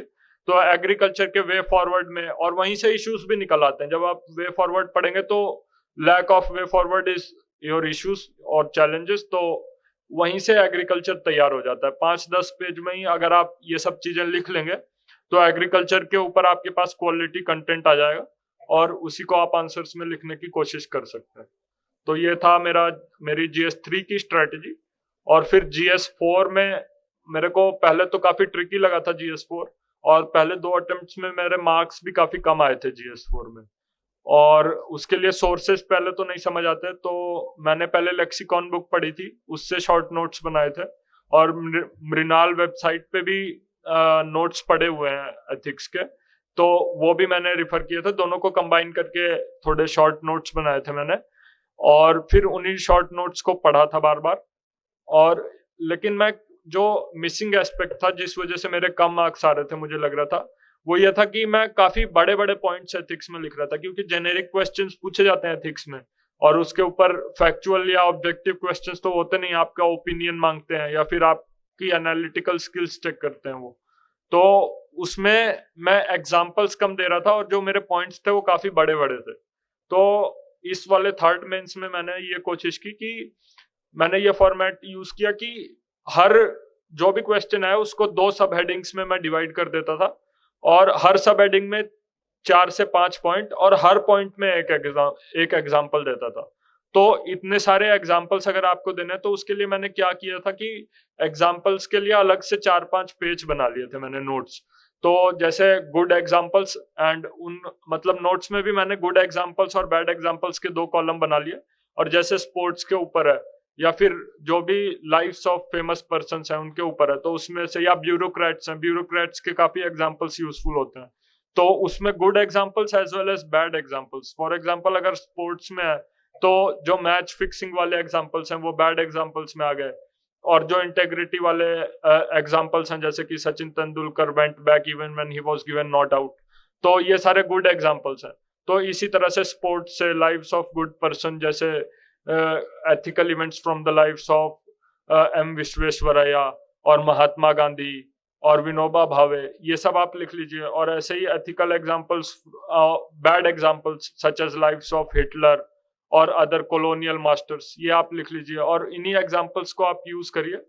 तो इससे भी काफी मतलब सेट ऑफ एग्जाम्पल्स आपको बन जाते हैं, रेडी सेट ऑफ एग्जाम्पल्स जो आपने बार बार पढ़े हुए हैं, और उसको मैं तो हर पॉइंट के साथ एक एग्जांपल देता था, तो इसी वजह से मेरा स्कोर भी काफी इम्प्रूव हुआ है in 3 months. I think from 85 to 116 improvement हुआ मेरा। तो उसमें यही एग्जाम्पल और स्ट्रक्चरिंग जो था वही मेरा मिसिंग एस्पेक्ट था जो मुझे समझ आया। इसके बाद कोट्स भी मैं लिखता था। इस बार तीसरे मेंस में मैंने इंट्रोडक्शन और कंक्लूजन दोनों में कोट्स लिखने की कोशिश की। हर क्वेश्चन में तो मैं नहीं लिख पाया था, इस बार का एथिक्स का पेपर भी काफी लेंथी था, लेकिन 60 to 70% ऑफ द क्वेश्चंस में मैंने कोट्स भी लिखे थे। और कोट्स के लिए भी अलग से नोट्स मैंने बनाए हुए थे, जिसमें टॉपिक वाइज हर टॉपिक के ऊपर कोट्स मैंने लिखे थे। जैसे इंटेग्रिटी है, सिलेबस में है GS4 के, तो इंटेग्रिटी के ऊपर मैंने कुछ 2-4 कोट्स लिख लिए। इसके बाद ऑब्जेक्टिविटी है या करप्शन है, तो करप्शन के ऊपर 2-4 कोट्स लिख लिए। तो इस तरह से कोट्स का मैंने यूज किया था। और इंट्रोडक्शन और कंक्लूजन दोनों में हैंडी होते हैं कोट्स, क्योंकि एथिक्स के क्वेश्चंस में भी कंक्लूजन लिखना काफी ट्रिकी हो जाता है। इसके बाद आता है केस स्टडीज वाला सेक्शन GS4 का। तो केस स्टडीज में भी या तो आप PYQ देखिए, या अगर आप 7-8 टेस्ट प्रैक्टिस करेंगे तो आपको पता चलेगा कि 10-15 थीम्स हैं मिला जुला के केस स्टडीज में, और वही बार बार रिपीट हो रही हैं। नाम बदल जाता है, कॉन्टेक्स्ट थोड़ा बदल जाता है, लेकिन वही वही थीम रहती है कि मान लीजिए एक थीम रहेगी कि आपके सीनियर्स करप्ट हैं तो आप क्या करेंगे, या फिर आपके सीनियर्स आपको मतलब ऑनेस्टली काम नहीं करने दे रहे हैं तो आप क्या करेंगे, या फिर प्रोटेस्टर्स हैं उनके साथ कैसे डील करेंगे, डिस्प्लेसमेंट इशू है तो उनके साथ कैसे उसके साथ कैसे डील करेंगे। तो इन सब के ऊपर मैंने क्या किया कि क्योंकि ये 10-15 थीम मैंने आइडेंटिफाई कर ली, तो इन 10-15 थीम्स के ऊपर ही जो भी इश्यूज इनमें है उनको एथिकल टर्मिनोलॉजी में मैंने पढ़ने की कोशिश की कि एथिकल टर्मिनोलॉजी में जैसे कॉग्निटिव डिसोनेंस हो गया, या चेंज इन एटीट्यूड हो गया, परसुएशन हो गया, ऐसे टर्म्स का यूज करके मैंने इन 10-15 थीम्स के इश्यूज और उनके वे फॉरवर्ड लिख लिए। और उसी को जब 2-3 बार रिवाइज किया तो ये पता चलेगा कि वही मान लीजिए 15 थीम्स है तो 15 पेज हो गए, तो वही 15 पेज में से आप पूरी केस स्टडी सॉल्व कर सकते हैं। और हर पेपर आप देखेंगे, पिछले किसी भी साल का पेपर उठा लीजिए, वही 10-15 थीम्स में से 6-7 थीम्स जो हैं वो आ जाती हैं क्वेश्चन में। तो वही 10-15 पेज के नोट्स जो हैं उसी से आप सारी केस स्टडी सॉल्व कर सकते हैं। तो आप ये इंश्योर करिए कि जो वो 10-15 पेज के आप नोट्स बना रहे हैं वो काफी क्वालिटी नोट्स हो, और उसमें एथिकल टर्मिनोलॉजी का ज्यादा से ज्यादा यूज हो। और ये इंश्योर करने के लिए आप टॉपर की कॉपीज पढ़ सकते हैं, उसमें जो एथिकल टर्मिनोलॉजी मिले उसे आप अपने नोट्स में रेप्लिकेट कर लीजिए, या फिर आप खुद से भी लिखेंगे, या फिर टेस्ट सीरीज जो है उनके सॉल्यूशन आप देखेंगे और जिस दिख जाएंगी उनको आप अपने नोट्स में इनकॉर्पोरेट कर लीजिए, और उसके बाद उसी को लिखते रहिए। तो ये थी मेरी GS4 में केस स्टडीज की स्ट्रैटेजी। तो इसके बाद आता है ऐसे में मतलब मेरे मार्क्स कभी भी बहुत ज्यादा अच्छे नहीं रहे, तो मैं बहुत अच्छी एडवाइस तो नहीं दे पाऊंगा। इस बार मेरे 116 मार्क्स थे जो कि अबव एवरेज थे, लेकिन बहुत अच्छे मार्क्स नहीं थे। लेकिन जो मेरे 2 सेंट्स हैं वो यही हैं ऐसे के ऊपर कि एक तो आप अपना ऐसे मल्टी डायमेंशनल रखिए, क्योंकि मैंने पहली बार ऐसे मल्टी डायमेंशनल का ही social, economic, political, environmental, security, ये सारे डायमेंशंस दिखाने की कोशिश की थी, और मेरे मार्क्स 120 आए थे पहले अटेम्प्ट में। फिर सेकंड अटेम्प्ट में मैंने सोचा कि 120 के ऊपर कैसे जाया जाए, तो मुझे लगा कि क्रिएटिव राइटिंग करनी चाहिए। तो क्रिएटिव राइटिंग करने के चक्कर में मैं 2-3 डायमेंशंस को डिटेल में दिखाने लग गया, और मल्टी डायमेंशनैलिटी खत्म हो गई मेरे ऐसे से, तो मेरे मार्क्स 120 से 105 हो गए थे। तो उसके बाद फिर से अगले अटेम्प्ट में मैंने सोचा कि let's go back to basics, और ज्यादा नंबर मेरे को चाहिए भी नहीं ऐसे में। मेरे को ये पहले से ही पता चल गया था कि ऐसे मेरा वीकनेस है, इसमें ज्यादा नंबर मैं नहीं ला पाऊंगा। तो मैंने बेसिक लिखने की कोशिश की, वही मल्टी डायमेंशनल मल्टीपल एस्पेक्ट्स मैंने लिखे। तो इस बार भी मेरे को 116 मार्क्स ऐसे में मिले थे। तो इसके अलावा जो कनेक्टिव्स हैं या इंट्रोडक्शन और कंक्लूजन के टेम्पलेट्स जो हैं वो आप प्रिपेयर कर सकते हैं पहले से। कई PDFs भी हैं या टॉपर कॉपीज आप देखेंगे, तो रियल लाइफ से रिलेटेड एनेक्डोट्स जो हैं वो आप प्रिपेयर कर सकते हैं पहले से, और वो जब आप आंसर में लिखेंगे तो वो आपको एक एज दे देता है इंट्रोडक्शन और कंक्लूजन में, क्योंकि वो फर्स्ट इंप्रेशन और लास्ट इंप्रेशन अगर आपका अच्छा पड़ा तो आपके मार्क्स ऑटोमेटिकली 10-15 बढ़ जाएंगे। तो उसके लिए वही है कि कई मार्केट में आप या तो टॉपर कॉपीज देख लीजिए या कई सारे पीडीएफ्स, कई सारे रिसोर्सेज पड़े हुए हैं, उससे आप टेम्पलेट्स प्रिपेयर कर लीजिए इंट्रोडक्शन और कंक्लूजन के। तो उससे जो ऐसे है वो थोड़ा पॉलिश्ड हो जाता है, क्योंकि सिर्फ उसी 3 घंटे में बहुत इंप्रेसिव इंट्रोडक्शन और बहुत इंप्रेसिव कंक्लूजन ढूंढने के बाद मल्टी डायमेंशनल ऐसे लिखना काफी मुश्किल हो जाता है। तो जो काम आप पहले से कर सकते हैं उसको आप पहले से कर लीजिए तो ज्यादा अच्छा है। ये हो गया ऐसे। इसके बाद ऑप्शनल था, क्योंकि यहाँ पे पीएसआईआर सबका ऑप्शनल नहीं होगा, तो मैं ज्यादा डिटेल में नहीं बता रहा हूँ पीएसआईआर के बारे में। लेकिन मैंने जो पीएसआईआर के लिए किया था वो यही किया था कि शुभ्रा रंजन मैम के नोट्स थे वही मैंने पढ़े थे, और उससे अपने खुद के शॉर्ट नोट्स बना लिए थे। और उसमें लास्ट ईयर उत्कर्ष द्विवेदी सर की 5th रैंक आई थी, उनके 317 मार्क्स थे पीएसआईआर में। तो उन्होंने एक ब्लॉग लिखा था, उस ब्लॉग में उनके नोट्स उन्होंने शेयर किए थे, उससे मैंने अपने नोट्स में वैल्यू एडिशन कर लिया था।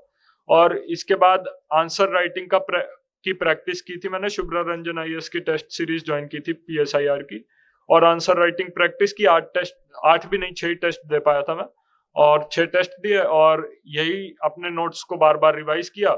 और करंट अफेयर्स ऐड करने के लिए, स्पेशली आईआर में करंट अफेयर्स का ज्यादा रोल होता है, तो उसके लिए मैंने जो भी द हिंदू के एडिटोरियल्स थे वो पढ़े, और ओआरएफ की वेबसाइट है उससे भी कुछ कुछ चीजें जो द हिंदू में नहीं कवर हुई थी वो पढ़ ली, और उसको अपने नोट्स में ऐड कर लिया। और इस तरह से मेरा ऑप्शनल की ये स्ट्रेटजी थी ब्रीफ में। इसके बाद कुछ और चीजें हैं जो मैं बात करना चाहता था जिन पे, वो है कि कई लोगों के एस्पिरेंट्स के दिमाग में आता है बैकअप का क्वेश्चन, कि इसमें बैकअप क्या होना चाहिए, या फिर जॉब के साथ प्रिपरेशन कर सकते हैं या नहीं, जॉब छोड़ूं या ना छोड़ूं। तो मेरे लिए तो जो बैकअप था वो पीसीएस का एग्जाम था। मैं पीसीएस भी साथ साथ देता था, यूपी पीसीएस, और क्योंकि सिलेबस भी दोनों का बहुत हद तक मैचिंग था तो मेरे को ज्यादा प्रॉब्लम नहीं हुई। एग्जाम डेट्स भी सिंक्रोनाइज थे। जब यूपीएससी का प्री होता था उसके 1 हफ्ते या 2 हफ्ते बाद पीसीएस का प्री हो जाता था। जब यूपीएससी का मेंस होता था उसके नेक्स्ट वीक पीसीएस का मेंस रहता था। सिलेबस भी सेम है, एग्जाम डेट्स भी सेम है, तो हर साल मैं साथ ही साथ पीसीएस भी दे पाता था, तो मेरा तो ये बैकअप था। इसके बाद कई एस्पिरेंट्स होते हैं जो जॉब कर रहे होते हैं, और वो उनका ये क्वेश्चन रहता है कि जॉब छोड़ के तैयारी करूं या ना करूं। तो इस पे मेरा यही सजेशन है कि आप देख लीजिए कि आप उस जॉब में कितने वेल सेटल्ड है। अगर आप सेटल्ड हैं और आपको टाइम मिल रहा है तो जॉब छोड़ने की जरूरत नहीं है, क्योंकि ये जो एग्जाम है ये बहुत अनसर्टेन है। मैंने कई लोगों को देखा भी है जो जॉब छोड़ के आते हैं और फिर 1 या 2 अटेम्प्ट्स या 3 अटेम्प्ट्स के बाद नहीं होता है, तो फिर उनको मतलब काफी परेशानी हो, मेंटल हेल्थ जो है वो काफी अफेक्ट हो जाती है। तो अगर आपको जॉब में टाइम मिल रहा है तो आप जॉब के साथ ही साथ करिए, लेकिन अगर आपको टाइम नहीं मिल पा रहा है, आपकी फील्ड जॉब है, आपको 8 से 10 घंटे फील्ड में रहना पड़ रहा है, तो अगर आप और रियली यूपीएससी ही करना चाहते हैं तब आप जॉब छोड़ने का डिसीजन ले सकते हैं। और इसी तरह यह भी होता है कि 2 से 3 अटेम्प्ट हो गए, मान लीजिए 4 अटेम्प्ट हो गए, तो उसके बाद अगर आपको कोई जॉब मिलती है तो मेरे ओपिनियन में आप उसको करना कंसिडर कर सकते हैं, क्योंकि इसमें जो मेंटल हेल्थ है या मेंटल स्टेट है वो भी काफी अफेक्ट करती है आपकी परफॉर्मेंस को। और अगर 4 अटेम्प्ट्स या 3-4 अटेम्प्ट हो गए और तो आपका फ्यूचर आपको काफी अनसर्टेन लगने लगता है। मेरे साथ भी यही हुआ था।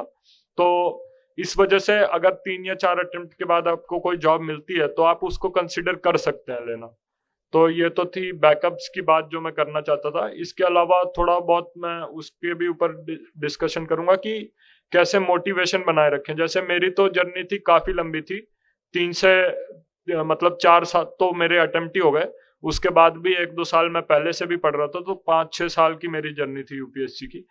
तो इतने लॉन्ग पीरियड के लिए मोटिवेशन बनाए रखने के लिए मतलब अब मेरा साथ तो ऐसा नहीं था कि मैं मोटिवेटेड था कॉन्स्टेंटली। कई फेजेस आते थे जिसमें डिप्रेशन रहता था। मेंस के रिजल्ट के बाद स्पेशली, क्योंकि मेरा मेंस में होता नहीं था, तो 1-1.5 महीने तो कुछ पढ़ाई नहीं होती थी। तो उसके लिए जो मैं थोड़ा बहुत सोल्यूशन निकाल पाया था वो यही था कि हर 1 हफ्ते में आधे दिन का या 15 दिन में 1 दिन का ब्रेक आप ले लीजिए, जिसमें आपकी जो भी हॉबीज हैं उसको परस्यू करिए। तो उससे थोड़ा मोटिवेशन बना रहता है। और फ्रेंड्स के साथ, फैमिलीज के साथ कम्युनिकेट करते रहिए, क्योंकि अगर आप अपने आप को एक कमरे में बंद कर लेंगे तो प्रेशर और बढ़ता जाएगा। तो इसके लिए, इसी के लिए आप अपना सोशल सपोर्ट सिस्टम जो है उसको स्ट्रांग रखने की कोशिश करिए। तो ये तो थी मोटिवेशन की बात। और इसके बाद अगर आप लोगों को कोई क्वेश्चन हो तो आप लोग पूछ लीजिए, तो मैं वो बताने की कोशिश करूंगा। जिसको भी क्वेश्चन हो वो पूछ सकता है। Yes. गुड़ा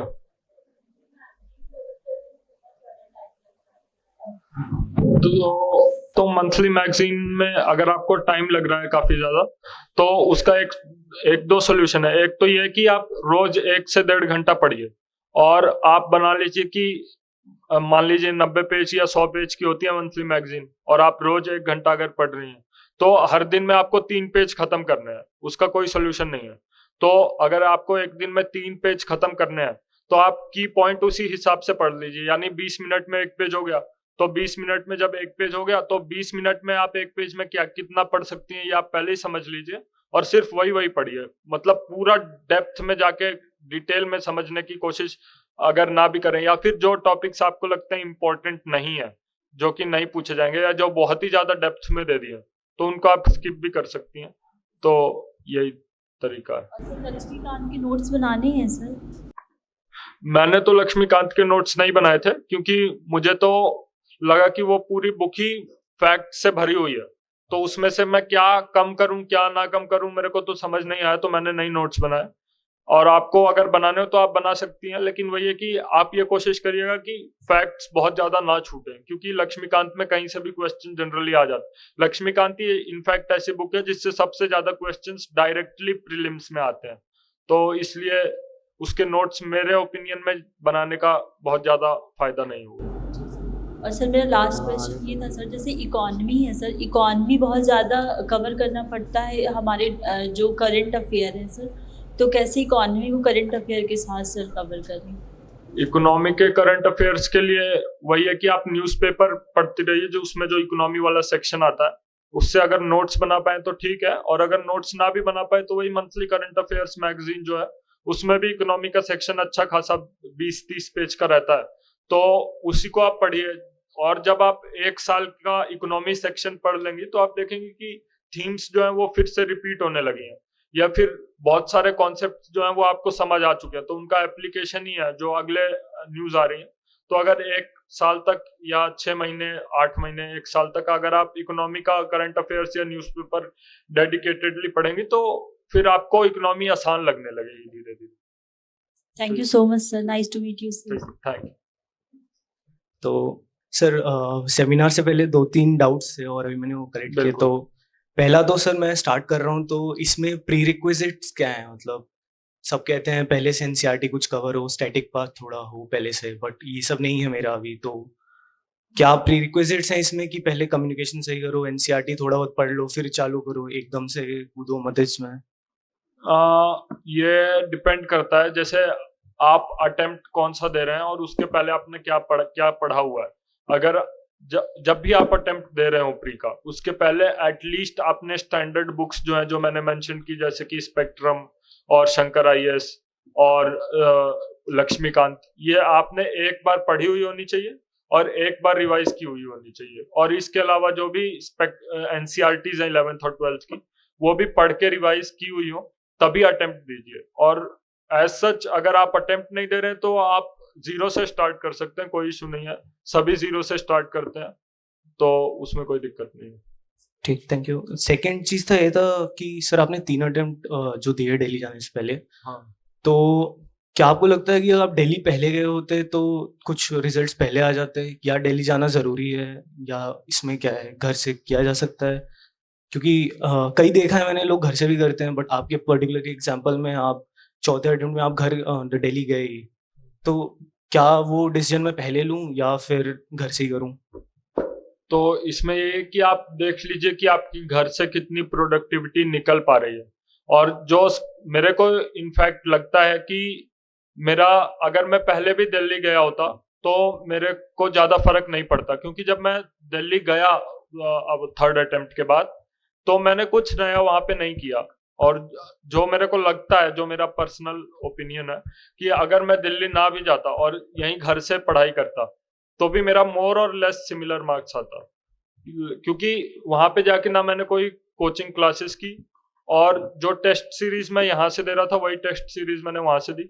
बस यही था कि ऑनलाइन की जगह ऑफलाइन हो गई टेस्ट सीरीज, और फ्रेंड सर्कल मेरे को अच्छा मिल गया क्योंकि मेरे कॉलेज के बैचमेट्स थे, तो ये सब चीजें थी। पर कोई बहुत बड़ा चेंज जो मेरे को लगा वो दिल्ली जाके ऐसा नहीं था। तो अगर आप घर से तैयारी कर रहे हैं और आपको लग रहा है कि मेरी प्रोडक्टिविटी ठीक ठाक आ रही है, मैं 10 से 12 घंटे बैठ के पढ़ पा रहा हूँ, डिस्टरबेंस कोई नहीं है, तो आप घर से पढ़ सकते हैं। मेरे ओपिनियन में कोई प्रॉब्लम नहीं है।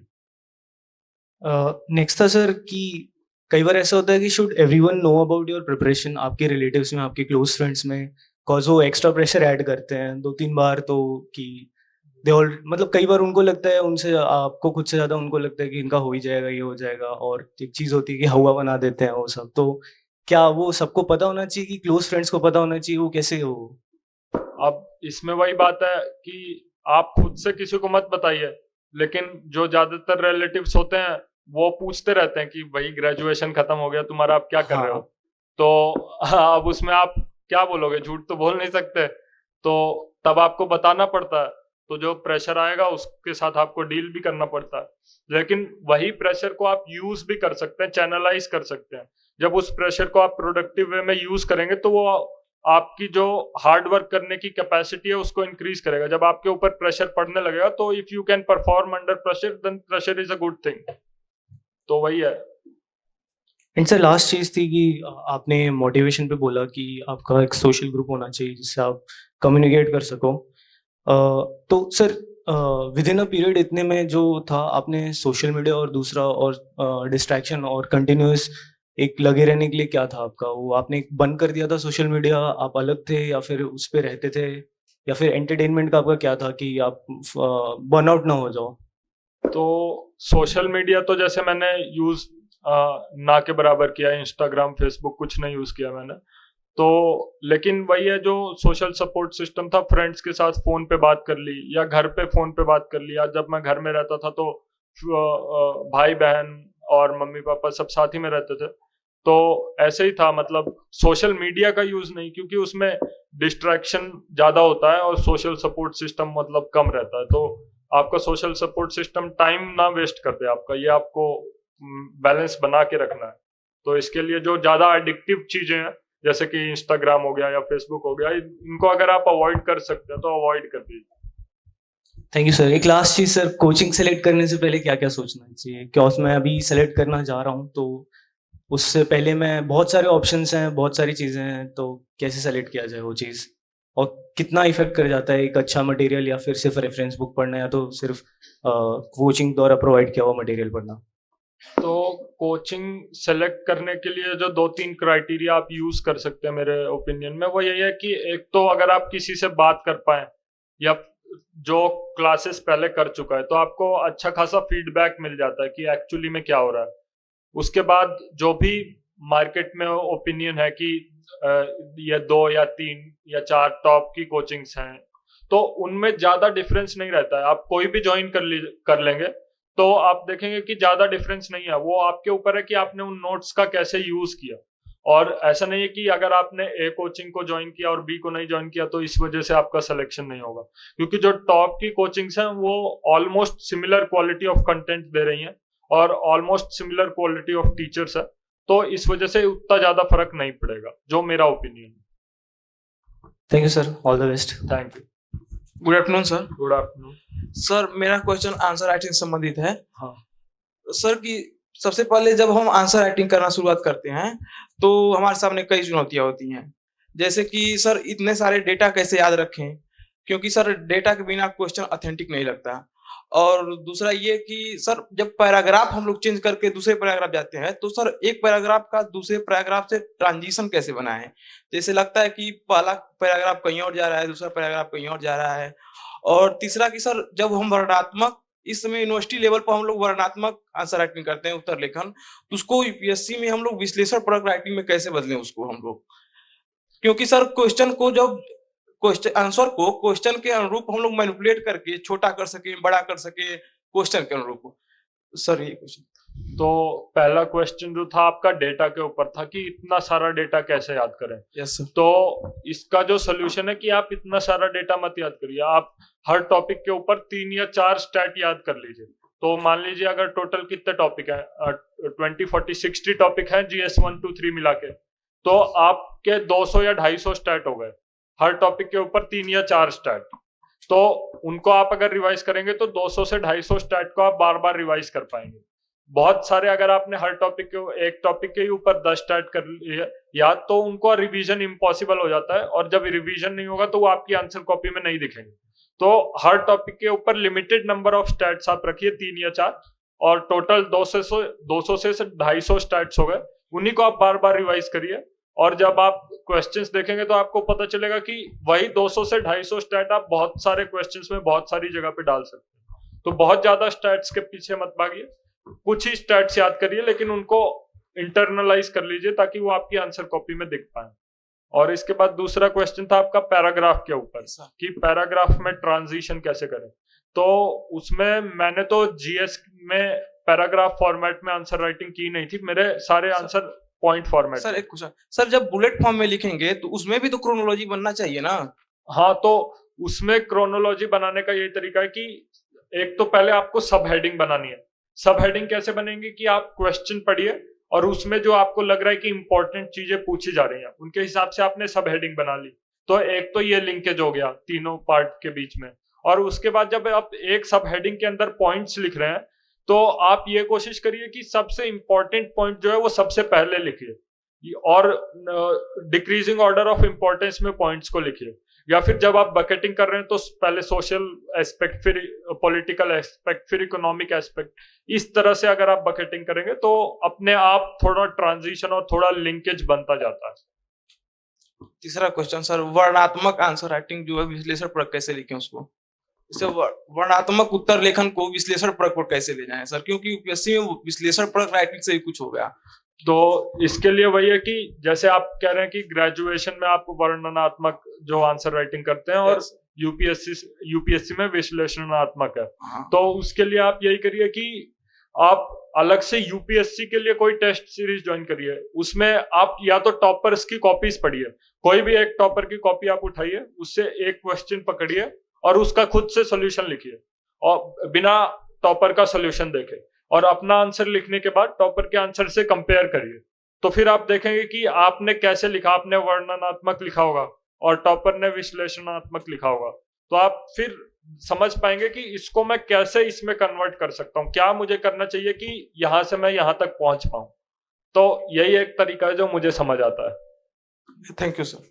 Thank you Sir, good afternoon, sir. Good afternoon. Sir, my first question is this, sir, how to start beginners? Sir, I am in first year graduation, so tell me the right direction so that I can start. So the right direction means basically what I discussed, but it is that you should start with NCERTs of class 6 to 9th if you are not comfortable with NCERTs of 9th to 12th. First try to read NCERTs of 9th and 10th or 11th and 12th. If you can understand them, then no need to go to 6th to 9th. But if you cannot understand them, then start from 6th class NCERT and go upwards. After completing all NCERTs once or twice, you should go to standard books, which I mentioned, like Spectrum or Lakshmikant or Shankar IAS. These you should refer after reading the NCERTs. So this means that NCERT is compulsory, then move forward to the standard book. Yes, means there are many people, many toppers who also do not read NCERTs, but in my opinion, especially for a beginner who does not have a background in humanities, should read NCERTs first. Sir, my second question is that, sir, what is the demand of UPSC for students? So what I have been able to understand is that UPSC demands a generalist. You should know something about everything. You should not have in-depth knowledge of any topic, but you should know something about everything. That is, you should not be a specialist but a generalist. So you should not try to accumulate a lot of sources and a lot of depth in one subject, but have fair amount of knowledge for every subject. Sir, क्या beginners के लिए coaching join करना जरूरी है? Need है UPSC में? तो इसका आंसर यही है कि आप खुद से पढ़ के देखिए पहले। अगर आपको अपने आप चीजें समझ आ रही हैं और आपको नहीं जरूरत महसूस हो रही किसी कोचिंग में जाने की, तो आप मत जाइए। लेकिन अगर आपका कोई फाइनेंशियल कंस्ट्रेंट नहीं है और आप कोचिंग में जाते हैं, तो आपको एक डायरेक्शन जरूर मिल जाता है कि किस डायरेक्शन में पढ़ें, क्या क्या पढ़ें, क्या ना पढ़ें। तो और साथ में एक पीयर ग्रुप भी मिल जाता है। तो यही कुछ बेनिफिट्स हैं, प्रोज एंड कॉन्स होते हैं हर चीज के। तो आप देख लीजिए कि आपको कितना सूटेबल लगता है। अगर आप खुद से पढ़ पा रहे हैं तो कोई जरूरत नहीं है, लेकिन अगर आप जाएंगे तो मेरे ओपिनियन में कोई ज्यादा नुकसान नहीं होगा, फाइनेंशियल छोड़। Thank you, sir. Thank hello sir, good afternoon. You. Good afternoon. Sir, मेरा कंसर्न करंट अफेयर से रिलेटेड है। एक्चुअली मैं ना 2 साल से इस चीज को अभी तक फाइनल नहीं कर पाई हूँ कि मुझे किससे पढ़ना है। मैं इंडियन एक्सप्रेस अभी करंटली पढ़ रही हूँ, लेकिन मैं एडिटोरियल एनालिसिस जो देखती हूँ वो यूट्यूब से द हिंदू का देख लेती हूँ। फिर मैं सोचती हूँ मतलब जो बनाने नोट्स वो मैं विजन की वेबसाइट विजिट करती हूँ। तो उसके बाद मुझे लगता है कि मंथली मैं बाजीराम का देख लूँ। तो मतलब इतने सारे सोर्स हो रहे हैं, क्योंकि कुछ न्यूज इसमें कवर नहीं होती, कुछ उसमें कवर नहीं होती। एट लास्ट कुछ नहीं हो पा रहा है। तो इसका सोल्यूशन जो है वो यही है कि पहले तो आप अपने सोर्सेज मिनिमाइज कर लीजिए। एक न्यूज़पेपर पढ़िए, उसका यूट्यूब पे एडिटोरियल देखने का मतलब मेरे ओपिनियन में ज्यादा जरूरत नहीं है। इनफैक्ट प्री के लिए तो शायद एडिटोरियल मैंने तो नहीं पढ़े थे, कई लोग पढ़ते हैं, कई लोग बताते हैं कि वो काफी इंपॉर्टेंट है। मैंने तो एडिटोरियल पढ़े भी नहीं थे। तो आप एक ही न्यूज़पेपर पढ़िए और उसके बाद सिर्फ एक ही मंथली मैगजीन पढ़िए, और जो उसमें नहीं कवर हुआ उसके लिए आप मत परेशान हों। जो उसमें कवर हुआ है आप कोशिश करें कि वो आपने पढ़ लिया है। जो नहीं कवर हुआ है उसको मतलब सोच लीजिए कि ये सिलेबस में ही नहीं है और इसके बाहर कुछ नहीं आएगा। क्योंकि रियलिटी में होगा ये कि आपको सिर्फ वही याद रहेगा जो आपने रिवाइज किया है, और जब आप इतने सारे सोर्सेज पे जाएंगी तो रिवाइज इनको कर पाना ऑलमोस्ट इम्पॉसिबल हो जाएगा। तो इसलिए आप मिनिमम सोर्सेज रखिए और उनको रिवाइज करने की कोशिश करिए। सर, एक क्वेश्चन है, जैसे कुछ न्यूज इसमें नहीं होती हैं और जब अपन क्वेश्चंस लगा रहे हों तब जाके लगता है कि क्या मतलब है पढ़ने का। और दूसरी चीज, जो एडिटोरियल होते हैं उनमें कभी कभी लैंग्वेज काफी डिफिकल्ट होती है और मतलब नहीं आते हैं समझ में। तो फिर सर मतलब ऐसी कोई चीज है तो है नहीं, जैसे वेब सीरीज या मूवीज हो कि उसको देखने में इंटरेस्ट आ रहा है, मुझे नहीं आता है पढ़ने में। तो फिर मिनिमम मतलब मैक्सिमम मैं 1 हफ्ते पढ़ पाती हूँ रेगुलरली, उसके बाद मेरा मन नहीं करता तो मैं 3-4 दिन का गैप ले लेती हूँ, और कभी कभी ज्यादा भी हो जाता। फिर जैसे स्टार्ट करती हूँ तो इससे एक वो भी नहीं बन पा रही है, और बीच बीच में ये डिमोटिवेशन भी आता है कि न्यूज़पेपर मतलब प्री रिक्विसाइट है और वो कंप्लीट नहीं हो रहा है। तो इसका यही सॉल्यूशन है कि जो मतलब आप 1 से 1.5 घंटा रोज न्यूज़पेपर पढ़िए और सारे एडिटोरियल्स रोज पढ़ने की कोशिश मत करिए। अगर आपको कोई एडिटोरियल बहुत ही ज्यादा जरूरी लगता है जो कि जीएस के किसी पॉइंट से रिलेटेड है तो उसे पढ़ लीजिए, वरना कोई भी एडिटोरियल मैंने तो नहीं पढ़ा था प्री के लिए। तो प्री के पहले तो कुछ भी नहीं पढ़ता था मैं एडिटोरियल से, और मेंस के पहले कुछ एडिटोरियल्स वेरी सेलेक्टेड, मतलब 2 या 3 दिन में एक एडिटोरियल के हिसाब से मैं पढ़ता था। तो आप अपने ऊपर इतना ज्यादा प्रेशर मत डालिए कि जो आप सस्टेन ना कर पाए। जो मतलब क्योंकि टाइम आपके पास लिमिटेड है, चीजें आपको बहुत ज्यादा पढ़नी है, तो आप सिर्फ उतना ही प्रेशर डालिए जितना आप सस्टेन कर सकती हैं, जो मुझे समझ आ रहा है। सर, एक क्वेश्चन और है। जैसे मैं अभी यूनिवर्सिटी से ग्रेजुएशन कंप्लीट की हूँ इस ईयर, तो मेरा वाइवा था। तो मैं तब जाके मुझे पता चला कि मतलब एक सिंगल मतलब टीचर क्वेश्चन कर रहे थे, तो मैं इतना नर्वस थी। इस टाइम भी मैं काफी नर्वस हूँ। तो मैं इंटरव्यू में वहां पे कैसे करूंगी? तो ये चीज मुझे मतलब लगा है कि मैं एलिजिबल हूँ भी कि नहीं, मतलब मेरे अंदर वो एप्टीट्यूड है भी कि नहीं कि उधर में जा। तो नर्वसनेस का ये है कि जब भी अनसर्टेनिटी होती है किसी भी एस्पेक्ट में तो नर्वसनेस आ जाती है, सबको आती है। तो उसको मैनेज करने की आप कोशिश करिए, और आप नर्वसनेस को मैनेज करने का जो मैंने तरीका समझा है वो यही है कि आप रिजल्ट पे कम ध्यान दीजिए। आप ये मत सोचिए कि फाइनल रिजल्ट इसका क्या होगा। जब आप फाइनल रिजल्ट से डिटैच्ड हो जाएंगी तो नर्वसनेस अपने आप कम हो जाती है। आप बस अपना बेस्ट देने की कोशिश करिए। जब आप अपना बेस्ट देने की कोशिश करेंगी और फाइनल रिजल्ट की चिंता कम करेंगी तो नर्वसनेस अपने आप कम हो जाती है और परफॉर्मेंस पे ज्यादा फोकस हो पाता है। ओके सर, टाइमिंग आप पढ़ने की क्या रखते थे? जैसे मतलब कहते हैं कि रात की नींद जो होती है कंपलसरी होती है, तो उसको लेना चाहिए, लेकिन मैं ये चीज ट्राई करके देखी हूँ, मैं दिन में नहीं पढ़ पाती हूँ।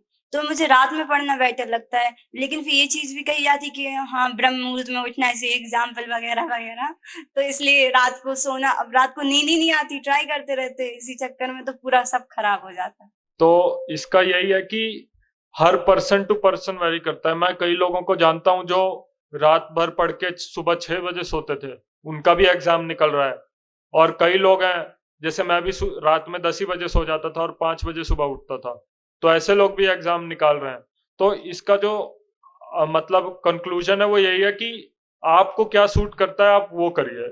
जो पहले से स्टीरियोटाइप्स हैं उनको फॉलो ना करिए। अगर आपको कि रात में परफॉर्मेंस ज्यादा आ रही है और आप खुद कन्विंस्ड हैं कि हाँ मैं रात में पढ़ पा रही हूँ, आउटपुट निकल रहा है, तो फिर रात में जल्दी सोने की मेरे ओपिनियन में कोई खास जरूरत नहीं।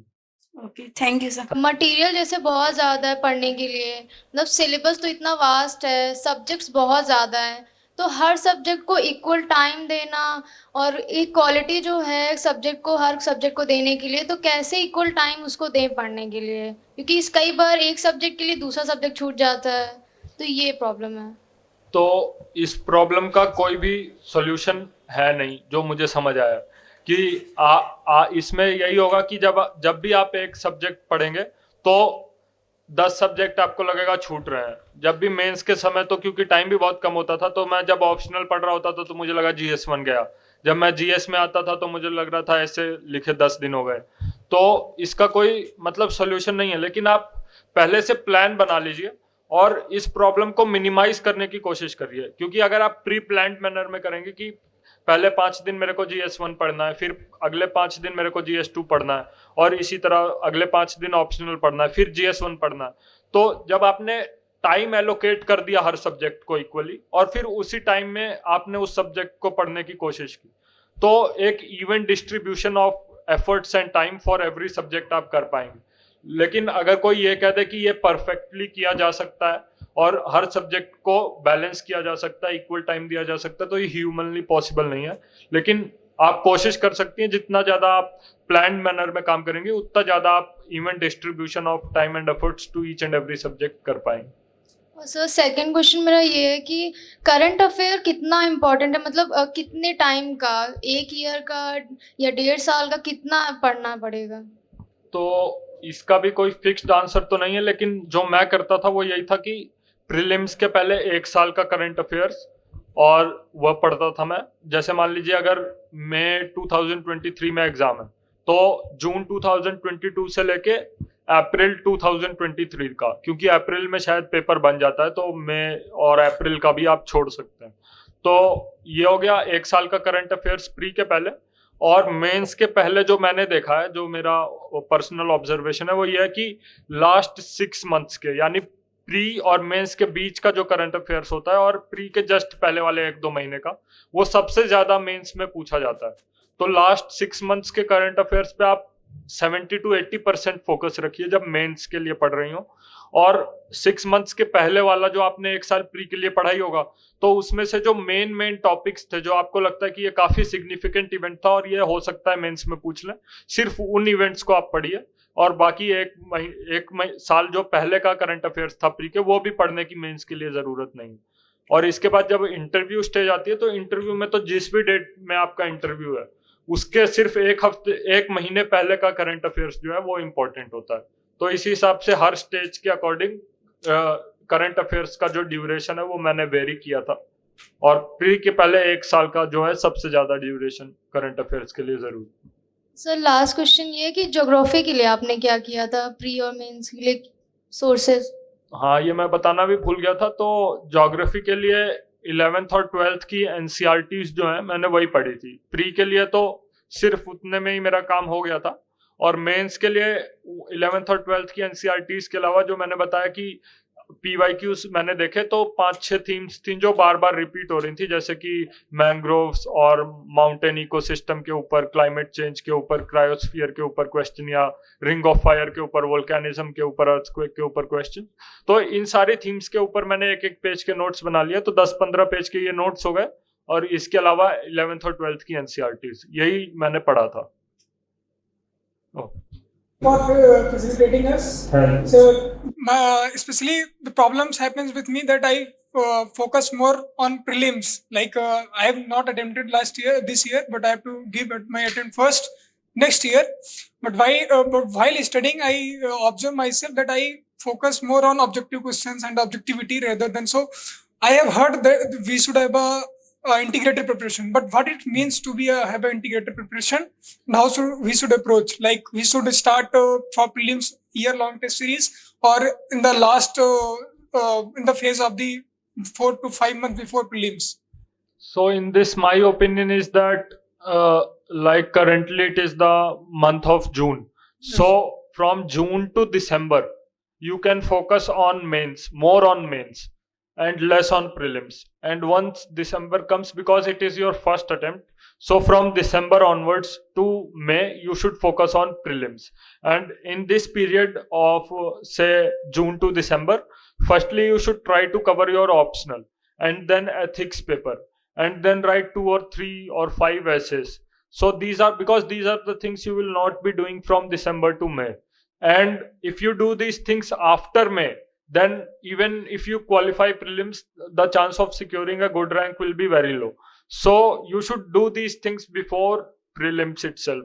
By December, when you start the prelims preparation, you should have completed your optional and should ideally have revised it once as well. Apart from that, you should have ready notes of ethics and should have done some answer writing at least. If not comprehensive answer writing, you should have written some answers, say 10 or 50 or 100 answers before December comes and you start preparing for prelims. Thank you so much, sir. Thank you. जैसे कि polity कुछ questions हो जाते हैं, कुछ history के, कुछ geography के क्वेश्चन आते हैं, हमारे पास बहुत सारा मतलब कंटेंट होता है, फिर हम उस मतलब 15 मार्क्स या 10 मिनट तक लिख नहीं पाते, कई बार मेस्ड अप हो जाता है और टाइम भी कई बार खत्म हो जाता है, उससे कैसे डील करें? तो उसके लिए कि आप आंसर राइटिंग प्रैक्टिस करिए। जब जैसे मान लीजिए आपको जिस भी सब्जेक्ट में, मान लीजिए हिस्ट्री में प्रॉब्लम आ रही है या पॉलिटी में आ रही है कि आपके पास बहुत ज्यादा कंटेंट है और जब आप उसको लिखने जा रही हैं तो आप पूरा नहीं लिख पा रही हैं या कहीं ना कहीं अच्छे से नहीं लिख पा रही हैं, तो उसके लिए आंसर राइटिंग प्रैक्टिस करिए। और उसमें जो की फैक्टर है वो ये कि आप नंबर ऑफ पॉइंट्स बढ़ाइए और जो लेंथ ऑफ पॉइंट्स है उसको छोटा करिए। मान लीजिए 15 मार्क्स का क्वेश्चन है तो उसमें आप 15 से 20 पॉइंट लिख दीजिए। अगर आपको बहुत ज्यादा उस सब्जेक्ट के बारे में पता है तो 25 पॉइंट तक भी आप जा सकती हैं और हर पॉइंट सिर्फ 1 या 2 लाइन का लिखिए। तब जब आप ये वाला पैटर्न यूज करेंगे तो आपको दिखेगा कि आपने कॉम्प्रिहेंसिवली आपको जितना आता था उतना तो लिखा, या उससे इवन थोड़ा ज्यादा जो आपको अच्छे से याद नहीं था वो भी लिख लिया। तो उसका ये है कि अगर आपने एक ही पॉइंट को डेप्थ में इलेबोरेट कर दिया तो अगले पॉइंट्स लिखने की जगह ही नहीं बचेगी। तो हर पॉइंट्स को जस्ट मेंशन 1 लाइन में 2 लाइन में मेंशन कर करके नंबर ऑफ पॉइंट्स आप बढ़ा दीजिए। 20-25 पॉइंट्स, इवन 30 पॉइंट्स तक 15 मार्कर में अगर आप लिखना चाहें तो 1 लाइनर लिख सकती हैं। तो उससे जितना भी आपको आता है पूरा कवर हो जाएगा। सर एक मैंने ये देखा अपने सीनियर्स में कि जैसे कि वो मतलब इलाहाबाद से मतलब जैसे तैयारी करते हैं बट एग्जाम देने के लिए सेंटर दिल्ली डालते हैं और उनका कहना है कि मतलब जो कॉपी चेकर करते हैं उसका डिफरेंस आता है। सर ऐसा कुछ है? जी, मैं तो जब दिल्ली गया भी था, दिल्ली में मैंने तैयारी की, लेकिन मेरा सेंटर जो था वो प्रयागराज ही था, प्री के लिए भी और मेंस के लिए भी। तो ऐसा मतलब मेरे साथ तो मेरे को तो ऐसा कुछ नहीं पता और ये तो मतलब स्पेक्यूलेशन ही है एक तरह से, इसका कोई साइंटिफिक एविडेंस तो है नहीं। तो आप इस पे ज्यादा ध्यान मत दीजिए। अगर आपको ऐसा लगता है कि दिल्ली में ही जाने से ज्यादा नंबर आएंगे तो आप दिल्ली डाल दीजिए, होटल ले लीजिएगा, वहां पे कोई दिक्कत नहीं है। लेकिन जो मेरे को लगता है कि ऐसा कुछ खास है नहीं। मैंने तो ये वाला मेंस भी यहीं से दिया था, प्रयागराज से। Okay, thank you sir. Okay, Good afternoon, sir. Good Sir, first of all, congratulations for the AIR 64. My question is also related to the prelims. Sir, it's a trending that elimination eliminated this year, and many people and the toppers are mentioning that it's exam more about the luck, Yes. more than knowledge, Yes. and saying should we need to be conceptual or go for the factual So for the prelims? firstly, yes, many people are saying that elimination has been eliminated, but as I mentioned that it has not been eliminated. The scope for elimination has been reduced. But if you study the paper in detail, you will find that Even now, many questions can be solved just through elimination. So its role has come down, yes, and the role of luck factor has increased, yes, but these are things which are out of our control. We cannot do anything about it.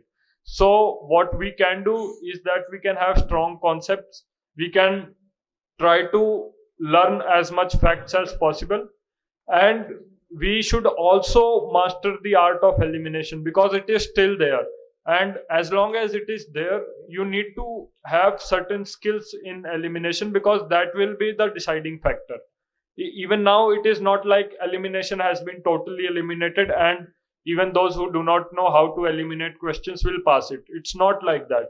Only those who are well versed in the technique of elimination will be clearing the cutoffs.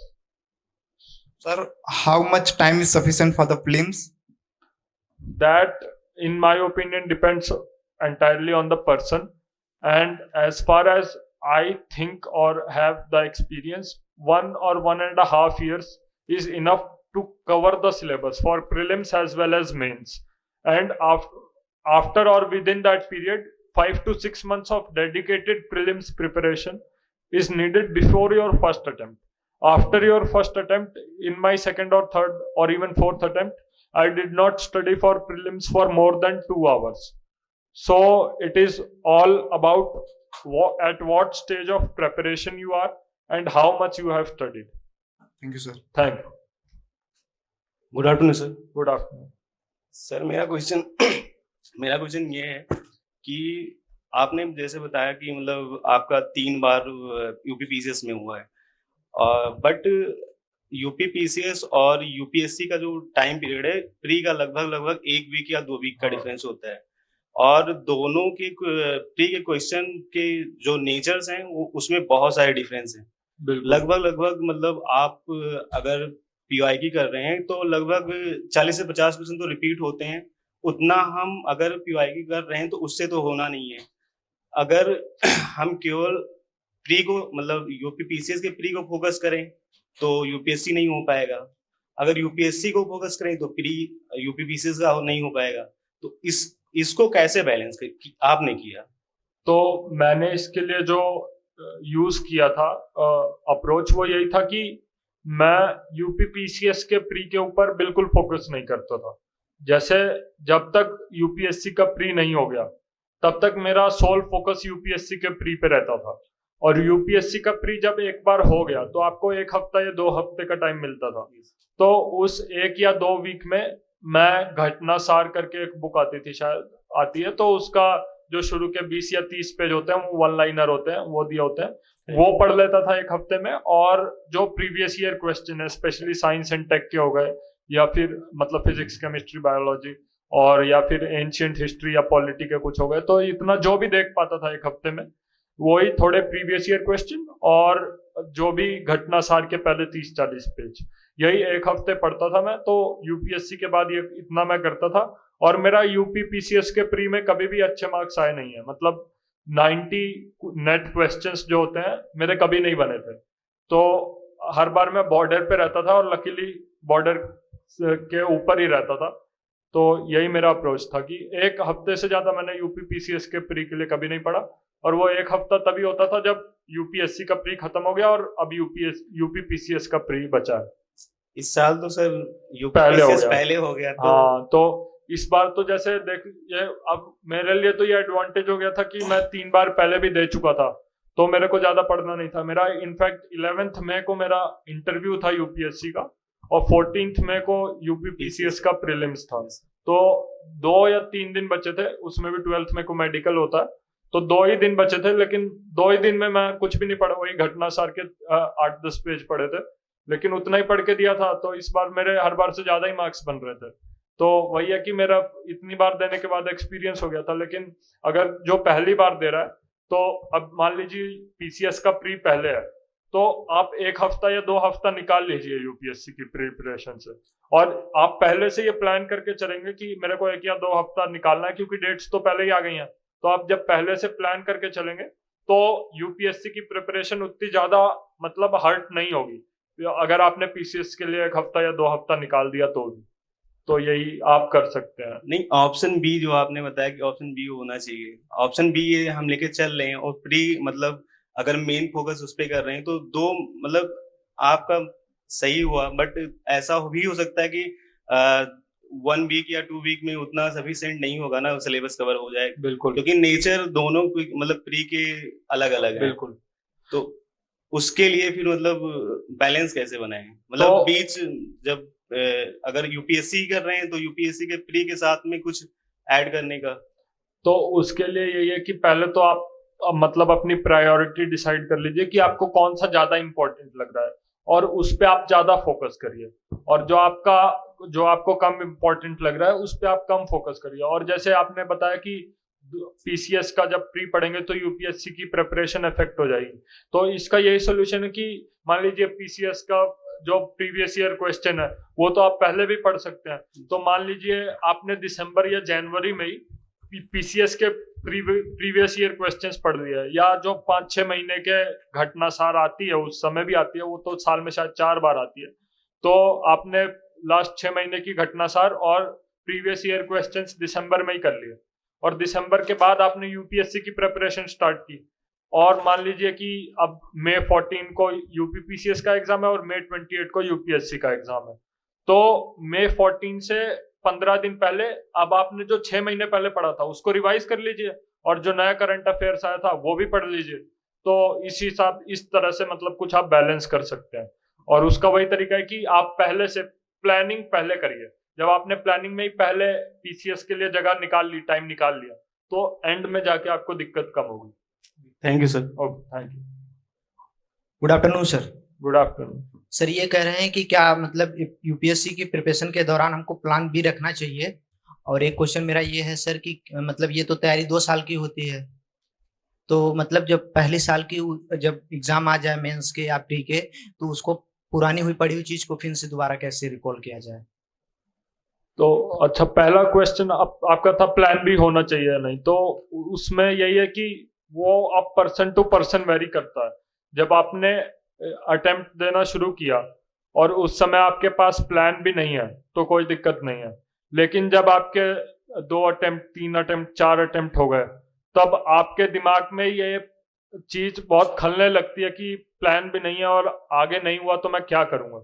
तो उस situation में अपनी mental state stable बनाए रखने के लिए, और ताकि आप प्रिपरेशन लगातार कर पाए, अगर आप कोई एक एग्जाम को अपना बैकअप मान लेते हैं, भले ही वो पीसीएस हो या पीसीएस ना भी हो, तो आरबीआई का ग्रेड बी वाला एग्जाम होता है, वो भी कई लोग प्लान भी बनाते हैं, या फिर जो अदर वैकेंसीज आती हैं, शायद ईपीएफओ की आई हुई है या सीएपीएफ है, तो ऐसे आप कोई भी एग्जाम एक देख सकते हैं जब आपको रिपीटेडली अगर आपका यूपीएससी में नहीं हो रहा है, और अगर इनिशियली आप बिना प्लान बी के भी शुरू करते हैं तो कोई दिक्कत नहीं है। तो ये तो था। और सेकंड क्वेश्चन आपका क्या था? सेकंड क्वेश्चन ये था कि जब ये तैयारी तो 2 साल की होती है, तो जो पहली साल की तैयारी होगी, जब हम प्री देंगे और मेंस देंगे, तो उसका दोनों साल को मिला के हमको कैसे इम्प्रूव करना होगा एग्जाम हॉल में? एग्जाम हॉल में एग्जाम तो उसके लिए वही है कि जैसे भी जो भी आपने तैयारी की है पहले साल में, दूसरे साल में, उनके नोट्स आप इंटीग्रेटेड बनाइए, उनको आप मर्ज कर दीजिए, ताकि आपके पास हमेशा एक सिंगल सोर्स रहे। अगर आपके पास एक ही चीज को पढ़ने के मल्टीपल सोर्सेज हैं तो उनका आप सबको आप रिवाइज नहीं कर पाएंगे, और ना आप सबका यूज कर पाएंगे अपने एग्जाम में। तो उसके लिए आप उन सोर्सेज को मर्ज करिए। हर चीज के एंड में आपके पास एक नोट्स होना चाहिए। तो जब एक ही नोट्स आपके पास रहेगा तो वो चाहे 1 साल का तैयारी का हो, 2 का हो, या 3 या 4 का भी, जैसे मेरी केस में था। तो ऐसा नहीं था कि मैंने जो पहले अटेम्प्ट मेंस में जो नोट्स दिए थे और जो तीसरे मेंस में नोट्स दिए थे उनमें कंटेंट अलग था, लेकिन मैंने दोनों जो पहले अटेम्प्ट में, जो पहले मेंस में मेरे नोट्स थे, उसी में मैंने वैल्यू एडिशन कर करके फाइनल अटेम्प्ट तक उसे चलाया था। सर ये कह रहे हैं कि आपने बोला कि हमारा 64 रैंक आया, तो हम जब वहां गए तब आपका रैंक इम्प्रूव हुआ दिल्ली में, तो क्या इलाहाबाद अच्छा है प्रिपरेशन के लिए कि दिल्ली जाना ही सही है? जी, मेरे हिसाब से लोकेशन से बहुत ज्यादा फर्क नहीं पड़ता। अगर आपको, जैसे वहां पे मेरे को अच्छा पीयर ग्रुप मिल गया या मेंटरशिप सपोर्ट मिल गया, अगर आपको वो चीजें यहाँ इलाहाबाद में भी मिल पा रही हैं, या फिर आपको लग रहा है कि उन चीजों के बिना भी मेरी परफॉर्मेंस अच्छी हो रही है और आप एग्जाम दे रहे हैं, तो आप देख रहे हैं कि आपका अगली स्टेजेस क्रैक भी होती जा रही हैं, तो फिर दिल्ली जाने की कोई जरूरत नहीं है। अगर लेकिन आपको कहीं लग रहा है कि कमी हो जा रही है, एग्जाम नहीं निकल पा रहे हैं या पढ़ाई नहीं हो रही है, तो आप कंसिडर कर सकते हैं दिल्ली जाना। Yes, thanks sir. Thank you. Good afternoon, sir. Good afternoon. Sir, my question is about UPSC myth that many persons have graduation from Delhi universities and doing graduation in engineering, and they secure many ranks in civil services. Is graduation matters, or it matters from my hometown is also equal to that graduation? See, my opinion is that graduation does not matter. What we see that a lot of engineers and a lot of people from DU are qualifying, it is a fact. But it is because they have been trained from an early age to study a lot. If you have not graduated from these means any high profile college, but if you can train yourself to study for 10 to 12 hours a day, and you can focus for a long duration of time, then your graduation does not matter. What we see is that a lot of people from engineering or DU are coming in, but it is only and only because they know how to study for long durations and they can endure. Basically, if you can develop perseverance and endurance, then your graduation college of graduation does not matter. Sir, how to develop personality not studying in the university? So for that means a lot of people say that you should means continuously work on your personality from even before the prelim stage, and personality cannot be built in a few days. But what my personal observation is that once you write the mains, after that you have around 6 months for interview, depending on when your interview is scheduled, or 4 to 6 months you have for your interview. And that is sufficient time to develop communication skills, means practice communication in front of a mirror or appear in multiple mocks. If you appear in multiple mocks, then the panel will itself highlight your shortcomings and you will improve. So you do not need to think a lot about your communication skills and personality beforehand. That is my personal opinion. Thank you, sir. Thank you. Namaste. जैसे politics से है संविधान पंचायती राज और शासन व्यवस्था से related कैसे तो जैसे जो स्टैटिक टॉपिक्स हैं, जैसे संविधान हो गया या फिर ज्योग्राफी हो गया या हिस्ट्री हो गया, इसके पॉइंट वाइज नोट्स बनाने की ज्यादा जरूरत नहीं है। जो जैसे गवर्नेंस है या IR है या इकोनॉमी है, इन पे पॉइंट वाइज नोट्स बनाने की जरूरत है। लेकिन अगर पॉलिटी हो गया या हिस्ट्री हो गया जो कि स्पेक्ट्रम या लक्ष्मीकांत से कवर हो रही है, तो इसमें पॉइंट वाइज नोट्स ना बना के सिर्फ उन चीजों के नोट्स बनाइए जो कि इन स्टैंडर्ड बुक्स में नहीं है। जैसे कि अगर कॉन्स्टिट्यूशनल बॉडीज के ऊपर आप नोट्स बनाना चाहें, इलेक्टोरल रिफॉर्म्स के ऊपर आप नोट्स बनाना चाहें, तो वो बना लीजिए। लेकिन अगर जो चीज का 80% लक्ष्मीकांत में है पहले से, तो उसके ऊपर फिर अलग से पॉइंट वाइज नोट्स बनाने का ज्यादा बेनिफिट नहीं मिलेगा। प्रयागराज में जब हम भोजन बनाते हैं कमरे में, तो थोड़ी मोटिवेशन की कमी लगती है, तो फिर एक यूट्यूब ही सहारा होता है, उस पर सर्च करते हैं UPSC मोटिवेशनल सॉन्ग्स। तो आपके लिए क्या ऐसा सोर्स आप कभी यूज करते थे, कोई सॉन्ग्स ऐसा कि थोड़ा मोटिवेशनल आपको भी मिलता था? जी, मैंने कोई ऐसा मतलब YouTube तो मैंने नहीं मोटिवेशन के लिए यूज किया, लेकिन 1-2 कोट्स जरूर थे जो मैंने अपने स्टडी टेबल पे चिपका रखे थे। जैसे कि consistency is the rarest of all human qualities, Jeremy Bentham का कोट है। तो इससे पता चलता है कि अगर क्योंकि आपको रेयर बनना है, अगर आपको एग्जाम ये क्रैक करना है, तो आप कंसिस्टेंसी मेंटेन करके रखिए। तो ऐसे ही मतलब 1-2 कोट्स और थे, यही सब था। बाकी यूट्यूब तो ज्यादा मैंने नहीं यूज किया था मोटिवेशन के लिए। Thank you sir. Okay, thank you. Good afternoon sir. Good afternoon. मेरा क्वेश्चन सर आपसे ये है कि कॉलेज समय से तैयारी कैसे शुरू करें सर? कॉलेज समय से तैयारी वही है कि जैसा अभी इन्होंने भी पूछा था कि आप NCERTs और जो स्टैंडर्ड टेक्स्ट बुक्स हैं उनको पढ़िए। जब 1-2 साल में आपकी ये कंप्लीट हो जाए और एक बार रिवाइज हो जाए, तो आप आंसर राइटिंग और प्री की टेस्ट सीरीज स्टार्ट कर दीजिए। Okay sir. तो यही तरीका है सर। दूसरा क्वेश्चन है व्यक्तित्व निर्माण कैसे करें सर? वो भी जैसा अभी पूछा इन्होंने कि व्यक्तित्व निर्माण की आप अभी से चिंता ना करिए ज्यादा।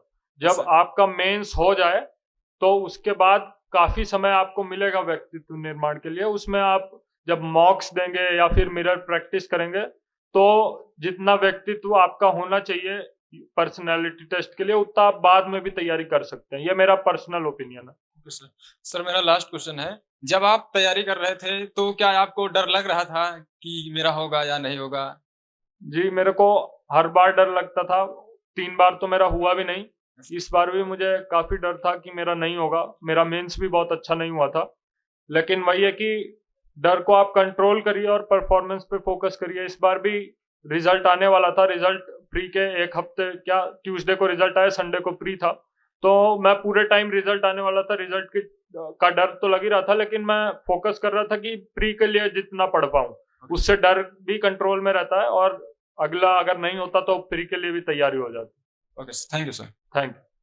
सर मेरा क्वेश्चन था कि एक दिन में हम लोग कितना पेज लिखें सर? अच्छा, एक दिन में कितना पेज लिखें हम लोग? एक दिन में ये जैसे मेरा हम डेली 20 पेज लिखते हैं daily. Daily 20 pages answer writing कर। यस। तो देखिए, मैंने तो इतनी आंसर राइटिंग मतलब कभी नहीं की, लेकिन आप कर रहे हैं, आपको इससे फायदा मिल रहा है तो अच्छी बात है। लेकिन ऐसा कोई हार्ड एंड फास्ट रूल नहीं है कि आपको डेली इतने पेज लिखने हैं। वो अलग अलग स्टेजेस ऑफ एग्जाम साइकिल पे डिपेंड करता है। जैसे प्री के मान लीजिए 2 या 3 महीने पहले आप अगर एक भी पेज आंसर राइटिंग नहीं कर रहे हैं तो कोई दिक्कत नहीं है। लेकिन जब प्री खत्म हो गया और प्री और मेंस के बीच वाला एग्जाम साइकिल चल रहा है, तो उस समय आप या तो डेली आंसर राइटिंग करिए। मेरे से डेली आंसर राइटिंग तो ज्यादा नहीं हो पाती थी, तो मैं वीकली आंसर राइटिंग करता था। यानी वीक के एंड में मैं, जैसा मैंने पहले भी बताया, संडे को मैं टेस्ट देता था। तो संडे को एक टेस्ट या किसी किसी दिन 2 भी टेस्ट दे देता था। तो एक ही दिन में 100 पेज हो गई और बाकी दिन हुई भी नहीं। तो मेरा तो ऐसा चलता था। लेकिन अगर आप रोज 20 पेज कर रहे हैं और आपको फायदा लग रहा है, आपको लग रहा है कि रोज मेरे आंसर्स इंप्रूव हो रहे हैं, आप उसको कहीं चेक करा रहे हैं और वो भी आपको फीडबैक दे रहे हैं कि आपके आंसर्स इंप्रूव हो रहे हैं, और आपको दूसरे चीजों से ऐसा लग रहा है कि कटौती नहीं हो रही समय की, तो आप करते रहिए, कोई दिक्कत नहीं है।